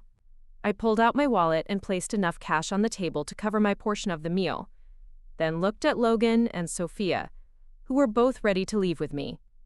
The wedding is off, I announced, my voice carrying enough volume to ensure that nearby diners could hear me, and everyone is going to know exactly why. As we walked toward the exit, I could hear Riley crying behind us and Jake's voice trying to offer comfort that sounded hollow even to my ears. The sound of their distress should have brought me some satisfaction, but instead, I felt empty, drained by the emotional toll of the confrontation. "Emma, wait," Jake called out, his voice carrying across the restaurant. "Please, let's talk about this privately." I turned back to face him, seeing desperation in his eyes that might have moved me a week earlier. But the man standing before me was a stranger, someone who had been capable of deception and betrayal on a scale that I was still trying to fully comprehend. "There's nothing left to talk about," I said, my voice final. "You made your choice, Jake. You chose her over me, lies over truth, betrayal over loyalty. Now you get to live with the consequences." Outside the restaurant, the cool Portland evening air felt like a relief after the suffocating atmosphere of the confrontation. Logan and Sophia flanked me as we walked toward Logan's car, their presence a comforting reminder that I wasn't alone in dealing with the aftermath of what had just happened. "Are you okay?" Sophia asked, her voice gentle with concern. "I'm better than okay," I said, surprised to realize that it was true. "I'm free." The confrontation had been everything I'd hoped for and more. Jake and Riley had been exposed, their deception laid bare for everyone to see. They'd been forced to face the consequences of their actions without the ability to deny, minimize, or escape the truth of what they'd done. But more importantly, I'd proven to myself that I was stronger than they'd thought, more intelligent than they'd assumed, and more capable of strategic thinking than they'd ever imagined. The woman who had been devastated by their betrayal had transformed into someone who could fight back effectively and ensure that justice was served. As Logan drove me home, I began planning the next phase of my response.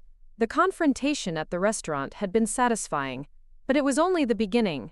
Jake and Riley needed to understand that their betrayal would have lasting consequences, that their actions would follow them long after the initial shock of exposure had worn off. The wedding venue would need to be canceled, the vendors would need to be notified, and the financial implications would need to be sorted out. But more importantly, I needed to ensure that their betrayal became public knowledge, that their deception was exposed to everyone who had believed in their false personas. Jake's real estate career depended on trust and reputation, and his clients needed to know what kind of person they were dealing with. Riley's influencer career was built on authenticity and relatability, and her followers deserved to know the truth about the woman they'd been supporting. The battle was far from over, but I'd won the first major victory. Jake and Riley now knew that I was aware of their deception, that I had evidence of their affair, and that I was prepared to make them pay for what they'd done to me. Tomorrow, the real work would begin.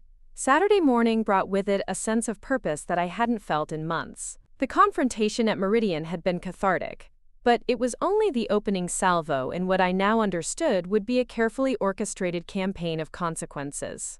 I woke up at 6 a.m. feeling more energized than I had since discovering Jake and Riley's betrayal, my mind already racing with the tasks that lay ahead.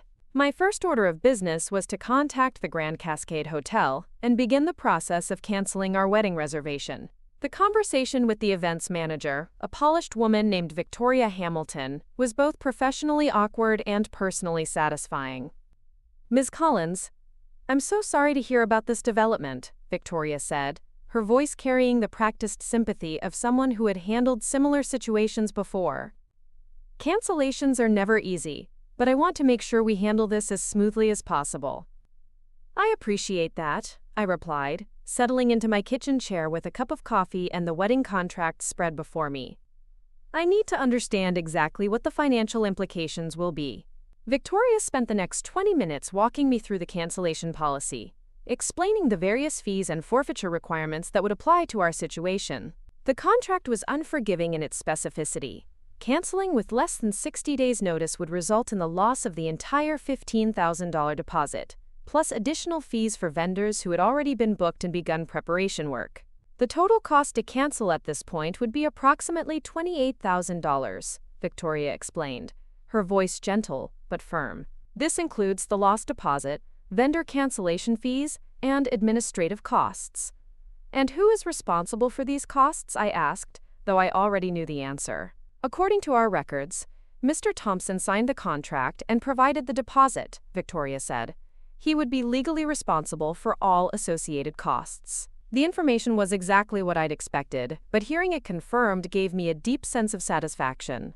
Jake had insisted on handling the venue booking as his contribution to our wedding, and now that gesture would cost him nearly $30,000. The financial consequences of his betrayal were becoming very real very quickly. I'd like to schedule a meeting to handle the cancellation paperwork, I said, but I want to make sure Mr. Thompson is present for the discussion. This decision affects both of us, and I think it's important that we handle it together. Victoria agreed to schedule a meeting for the following Tuesday, giving me time to coordinate with Jake and ensure that he fully understood the financial implications of his choices. The prospect of sitting across from him in a professional setting while he faced the monetary consequences of his affair was appealing in a way that surprised me with its intensity. My next call was to Marcus Stone, the photographer who had documented Jake and Riley's affair during our engagement party. I wanted to discuss the possibility of creating a comprehensive visual record of their deception that could be used for multiple purposes: legal documentation, social media exposure, and personal vindication. Emma, I've been thinking about your situation all weekend, Marcus said when I reached him. What they did to you is unconscionable, and I want to help however I can. I need to think strategically about how to use the evidence we have, I explained.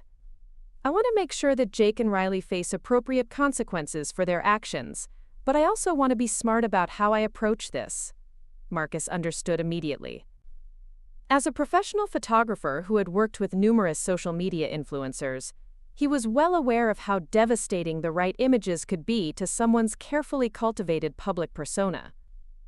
I've been editing the photos from your engagement party, he said, and I have to tell you, the evidence is even more damning than I initially thought. There are sequences of images that tell a complete story of their relationship throughout the evening. What kind of story? I asked, leaning forward with interest. The kind of story that would make it impossible for them to claim this was just a momentary lapse in judgment, Marcus replied.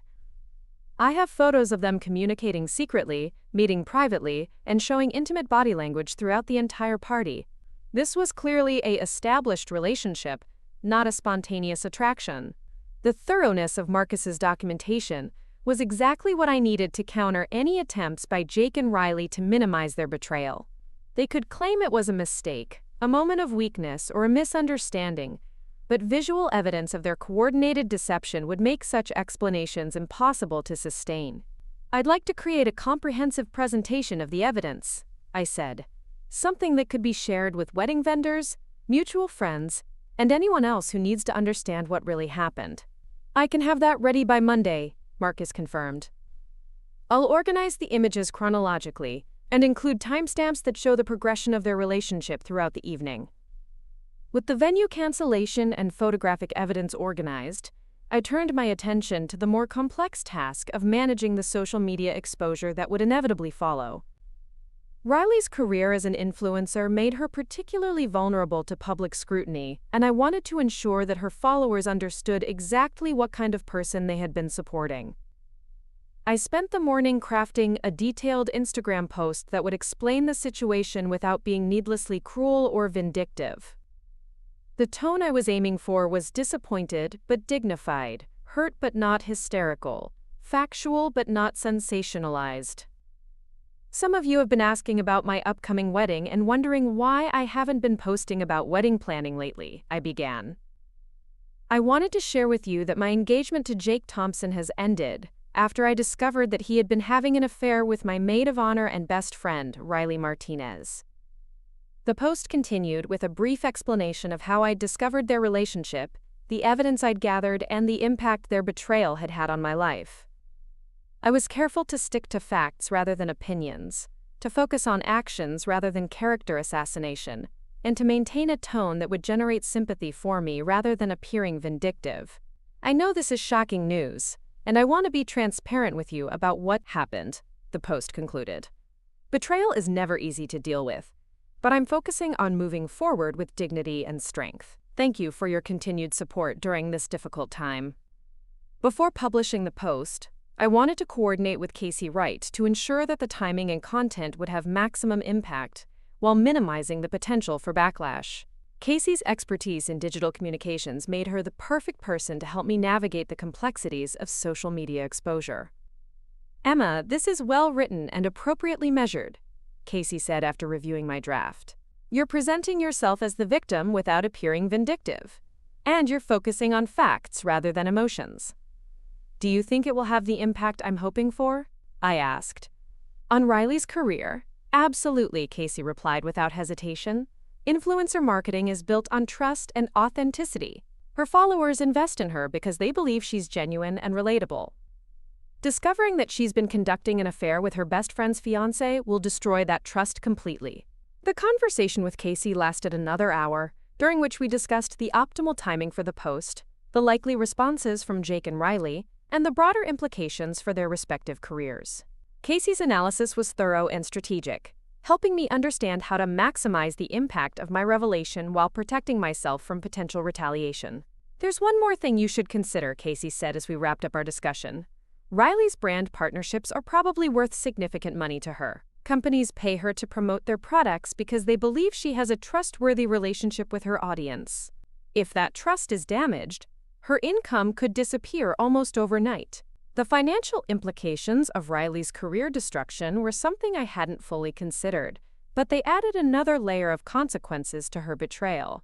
Just as Jake would face financial costs from the wedding cancellation, Riley would face financial costs from the destruction of her influencer career. Sunday afternoon brought an unexpected development when I received a phone call from Jake. His voice was strained and desperate, carrying none of the confidence that had once attracted me to him. "Emma, we need to talk," he said without preamble.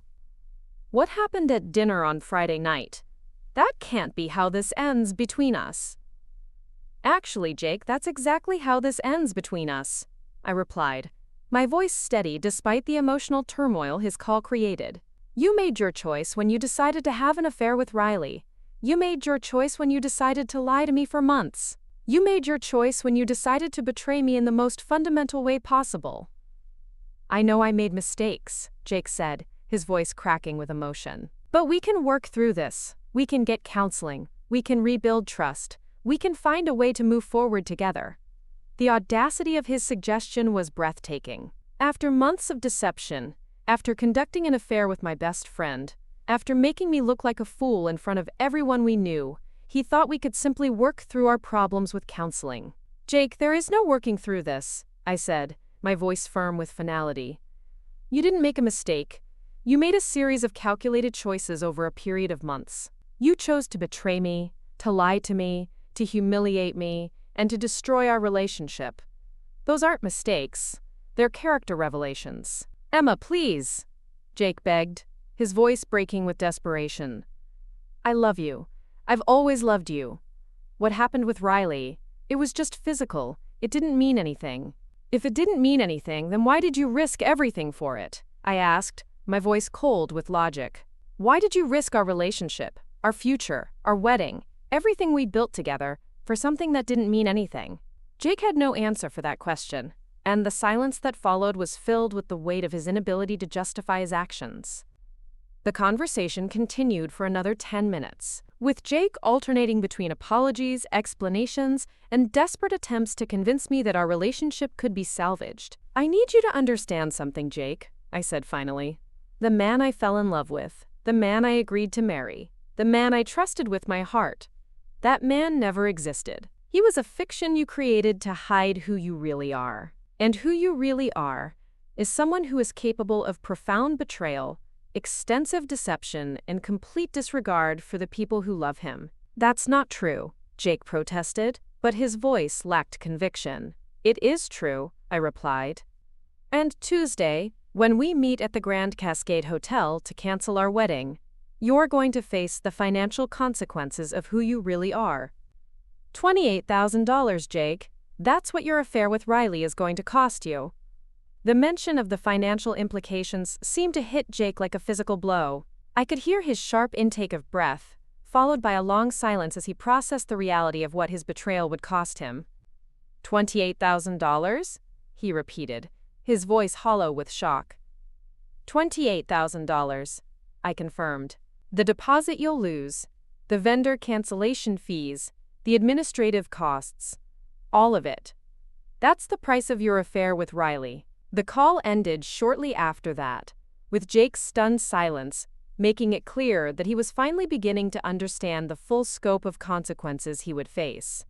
The financial implications of his betrayal were becoming real in a way that mere emotional consequences had not been.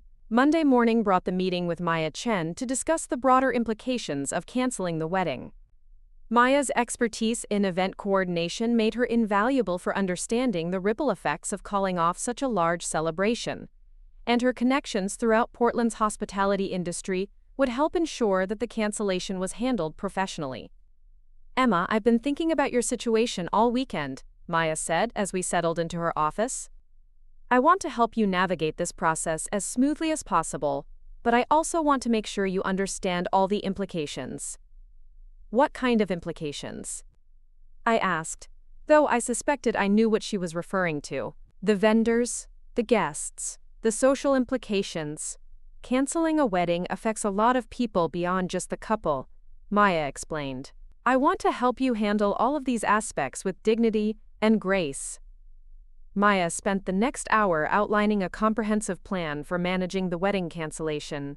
Guest notifications would need to be sent immediately, vendor contracts would need to be reviewed and terminated, and deposits would need to be handled according to each individual agreement. The total cost for all vendor cancellations will probably be around $15,000, Maya estimated, in addition to the venue costs you mentioned. So Jake is looking at approximately $43,000 in total cancellation costs. The figure was staggering, but it also felt appropriate. Jake had made expensive choices, and now he would face expensive consequences. The financial pain he would experience seemed like a fitting punishment for the emotional pain he had caused me. There's something else we need to discuss, Maya said, her expression becoming more serious. The social implications of this cancellation are going to be significant. A lot of people invested emotionally in your relationship with Jake, and they're going to want to understand what happened. I'm prepared to tell them the truth, I said without hesitation. That's good, Maya replied. Honesty is always the best policy in these situations, but you should be prepared for some people to take sides, to question your decisions, or to try to minimize what Jake and Riley did. The warning was appreciated, but I felt confident in my ability to handle whatever social fallout might result from the cancellation. I had evidence, I had witnesses, and I had the moral authority that came from being the wronged party. Tuesday morning arrived with the kind of crisp clarity that seemed to mirror my emotional state. I dressed carefully for the meeting at the Grand Cascade Hotel, choosing an outfit that projected strength and professionalism while still acknowledging the gravity of the situation. Jake was already waiting in the hotel's elegant lobby when I arrived, looking haggard and defeated in a way that might have generated sympathy from me a week earlier. His usually immaculate appearance was disheveled, his eyes were red-rimmed with exhaustion, and his posture conveyed the weight of someone who was finally facing the consequences of his actions. Emma, he said, standing as I approached. Thank you for coming. I'm not here for you, Jake, I replied, my voice professional and distant. I'm here to handle the business of canceling our wedding. Victoria Hamilton greeted us with the practiced sympathy of someone who had handled similar situations before, leading us to a private conference room where the necessary paperwork was already laid out. The atmosphere was formal and businesslike, which felt appropriate for the dissolution of what had once been a romantic relationship. Mr. Thompson, I need to review the financial implications of the cancellation with you, Victoria began, her voice gentle but firm. As the primary signatory on the contract, you're responsible for all associated costs. The next hour was a masterclass in professional consequences. Victoria walked Jake through each line item, each fee, each cost that would result from the cancellation. The venue deposit, the catering cancellation fee, the floral arrangement penalty, the photography cancellation cost. Each item was a separate financial blow that accumulated into a devastating total. The total amount due immediately is $28,350, Victoria announced, her voice carrying the finality of a judge pronouncing sentence. Jake's face went pale, and I watched as he struggled to process the financial magnitude of his betrayal. $28,000 was a significant sum for anyone, but for someone in Jake's profession, it represented months of work and careful saving. "I need to arrange financing for this amount," Jake said, his voice barely above a whisper. "Of course," Victoria replied professionally. "We can work with you on a payment plan, but the cancellation will need to be processed today to avoid additional fees." As Jake signed the cancellation paperwork, I felt a profound sense of closure. The wedding we had planned, the future we had envisioned, the relationship we had built, all of it was being formally dissolved with the stroke of a pen. "Emma, I want you to know that I'm sorry," Jake said as we prepared to leave the hotel. "I know that doesn't change anything, but I needed to say it." "You're right," I replied, my voice steady and final. "It doesn't change anything." The drive back to my apartment felt like a journey between two different lives. The woman who had driven to the Grand Cascade Hotel was still technically engaged to Jake Thompson. The woman who was driving home was single, free, and ready to begin rebuilding her life. That evening, I published the Instagram post I had prepared, along with a selection of Marcus's photographs that documented Jake and Riley's affair. The response was immediate and overwhelming. Comments poured in from friends, family, and strangers offering support, expressing shock, and condemning Jake and Riley's behavior. "I can't believe they did this to you," wrote one friend. "You deserve so much better than this." "Riley's behavior is absolutely disgusting," commented another. "I'm unfollowing her immediately." "Stay strong, Emma," wrote a third. "You're handling this with such grace and dignity." The social media exposure had exactly the effect I had hoped for. Within hours, Riley's follower count began dropping precipitously as people learned about her affair. Her brand partnerships started distancing themselves from her as the story spread throughout Portland's social media community. By Wednesday morning, the story had been picked up by several local lifestyle blogs and social media gossip accounts. Riley's carefully cultivated image as a trustworthy lifestyle influencer was crumbling in real time, and her business was facing the kind of reputational damage that could take years to recover from. "Emma, this is incredible," Casey reported during our Wednesday morning phone call. "Riley has lost over 5,000 followers since yesterday, and I'm seeing multiple brand partnerships being terminated.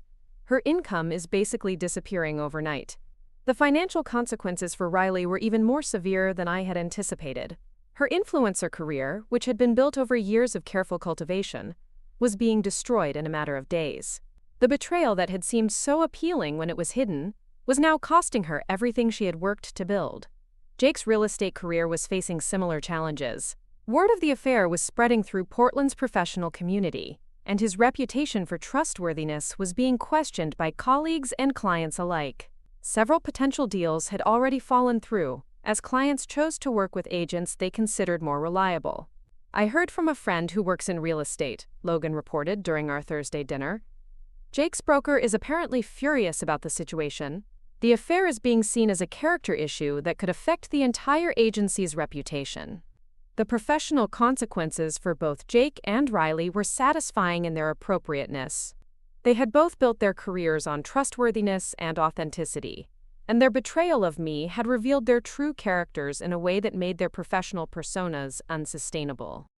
By Friday, exactly 1 week after the confrontation at Meridian, I was beginning to feel like I could see the shape of my new life. The wedding was officially canceled, the financial consequences were being paid, and the social media exposure had achieved its intended effect. Jake and Riley were facing appropriate consequences for their actions, and I was free to begin rebuilding my life. The process of moving forward was both liberating and challenging. I had spent 3 years building a life that included Jake, making decisions that considered his preferences and needs, and envisioning a future that centered around our relationship. Now I needed to rediscover who I was as an individual, what I wanted from life, and how I wanted to spend my time and energy. The first step was reclaiming my social circles. Many of our mutual friends had been forced to choose sides, and I was gratified to discover that most of them had chosen to support me rather than Jake and Riley. The evidence of their betrayal was too clear, too extensive, and too well documented for anyone to question my version of events. "Emma, I want you to know that you have our complete support," said Jennifer Morrison, a friend from college who had been invited to the wedding. "What Jake and Riley did was inexcusable, and we're proud of how you've handled it."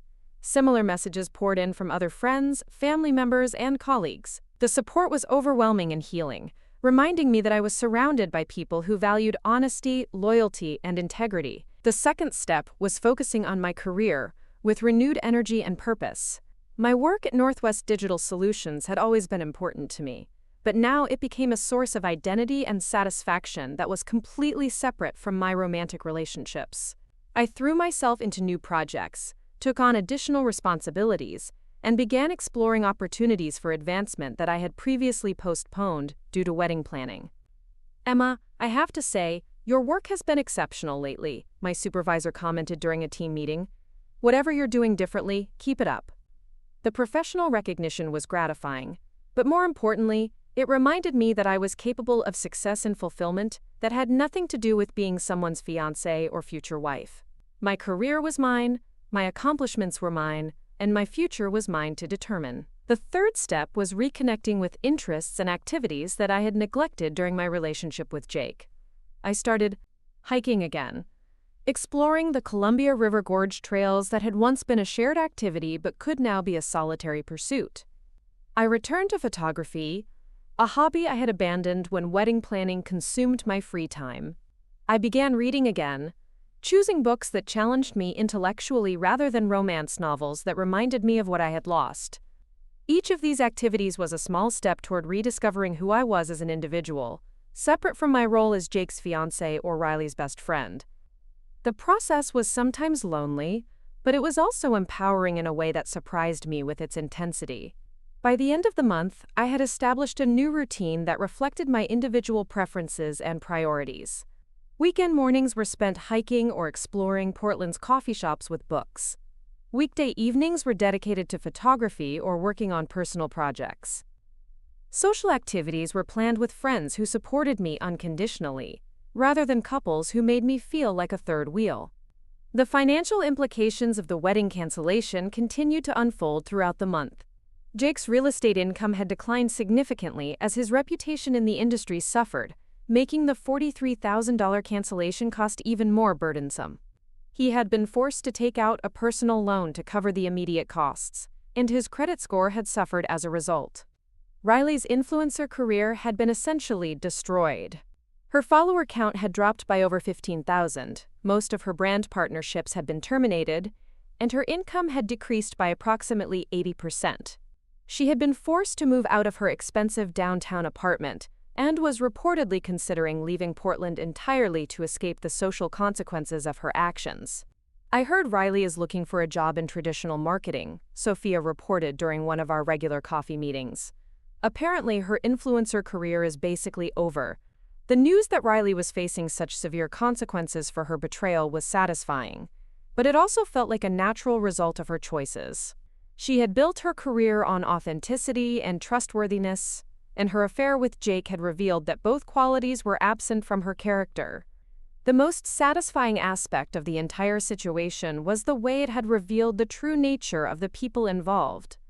Jake had shown himself to be capable of profound deception and betrayal, qualities that would have eventually emerged in our marriage even if I hadn't discovered them beforehand.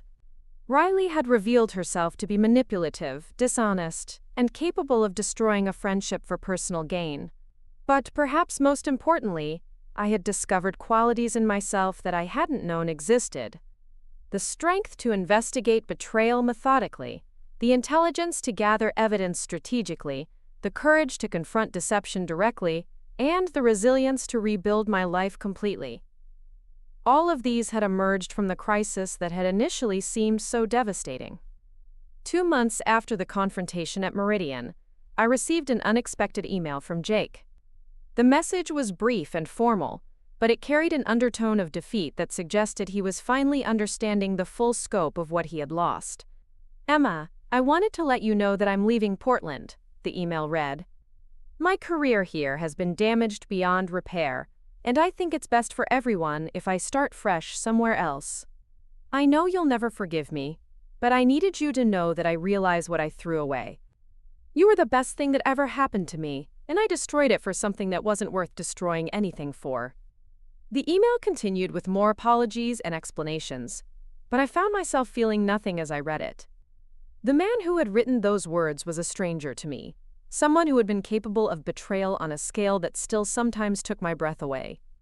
His departure from Portland felt like the closing of a chapter rather than the loss of something valuable. I deleted the email without responding.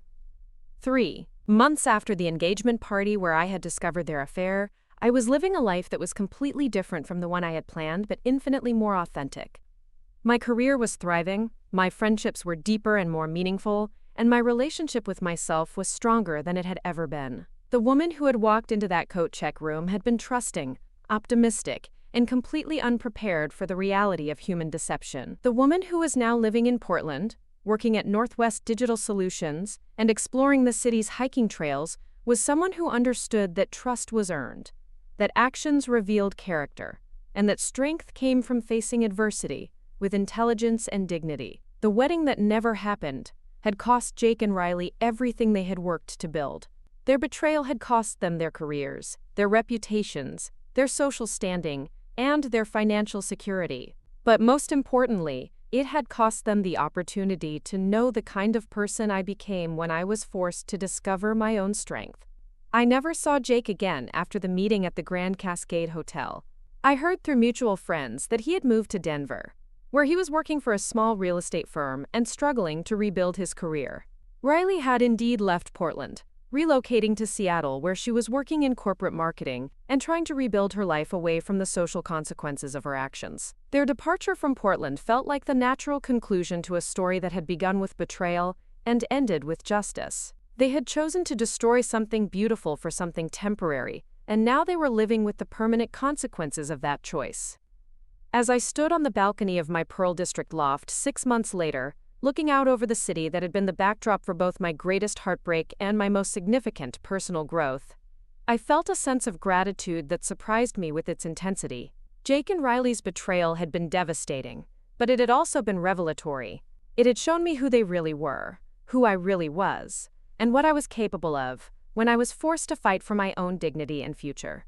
The engagement party that had been intended to celebrate my upcoming marriage had instead become the catalyst for the most important personal transformation of my life. The betrayal that had seemed so destructive had actually been liberating, freeing me from relationships that were built on deception and allowing me to discover the strength and resilience that had always been within me. I raised my coffee cup to the Portland skyline, toasting not the future I had lost, but the future I had gained. The woman who had been betrayed by her fiancé and best friend had become someone who understood her own worth, who demanded honesty from the people in her life, and who was capable of ensuring that actions had consequences. Jake and Riley had gotten exactly what they deserved, and so had I. Up next, you've got 2 more standout stories right on your screen. If this one hit the mark, you won't want to pass these up. Just click and check them out.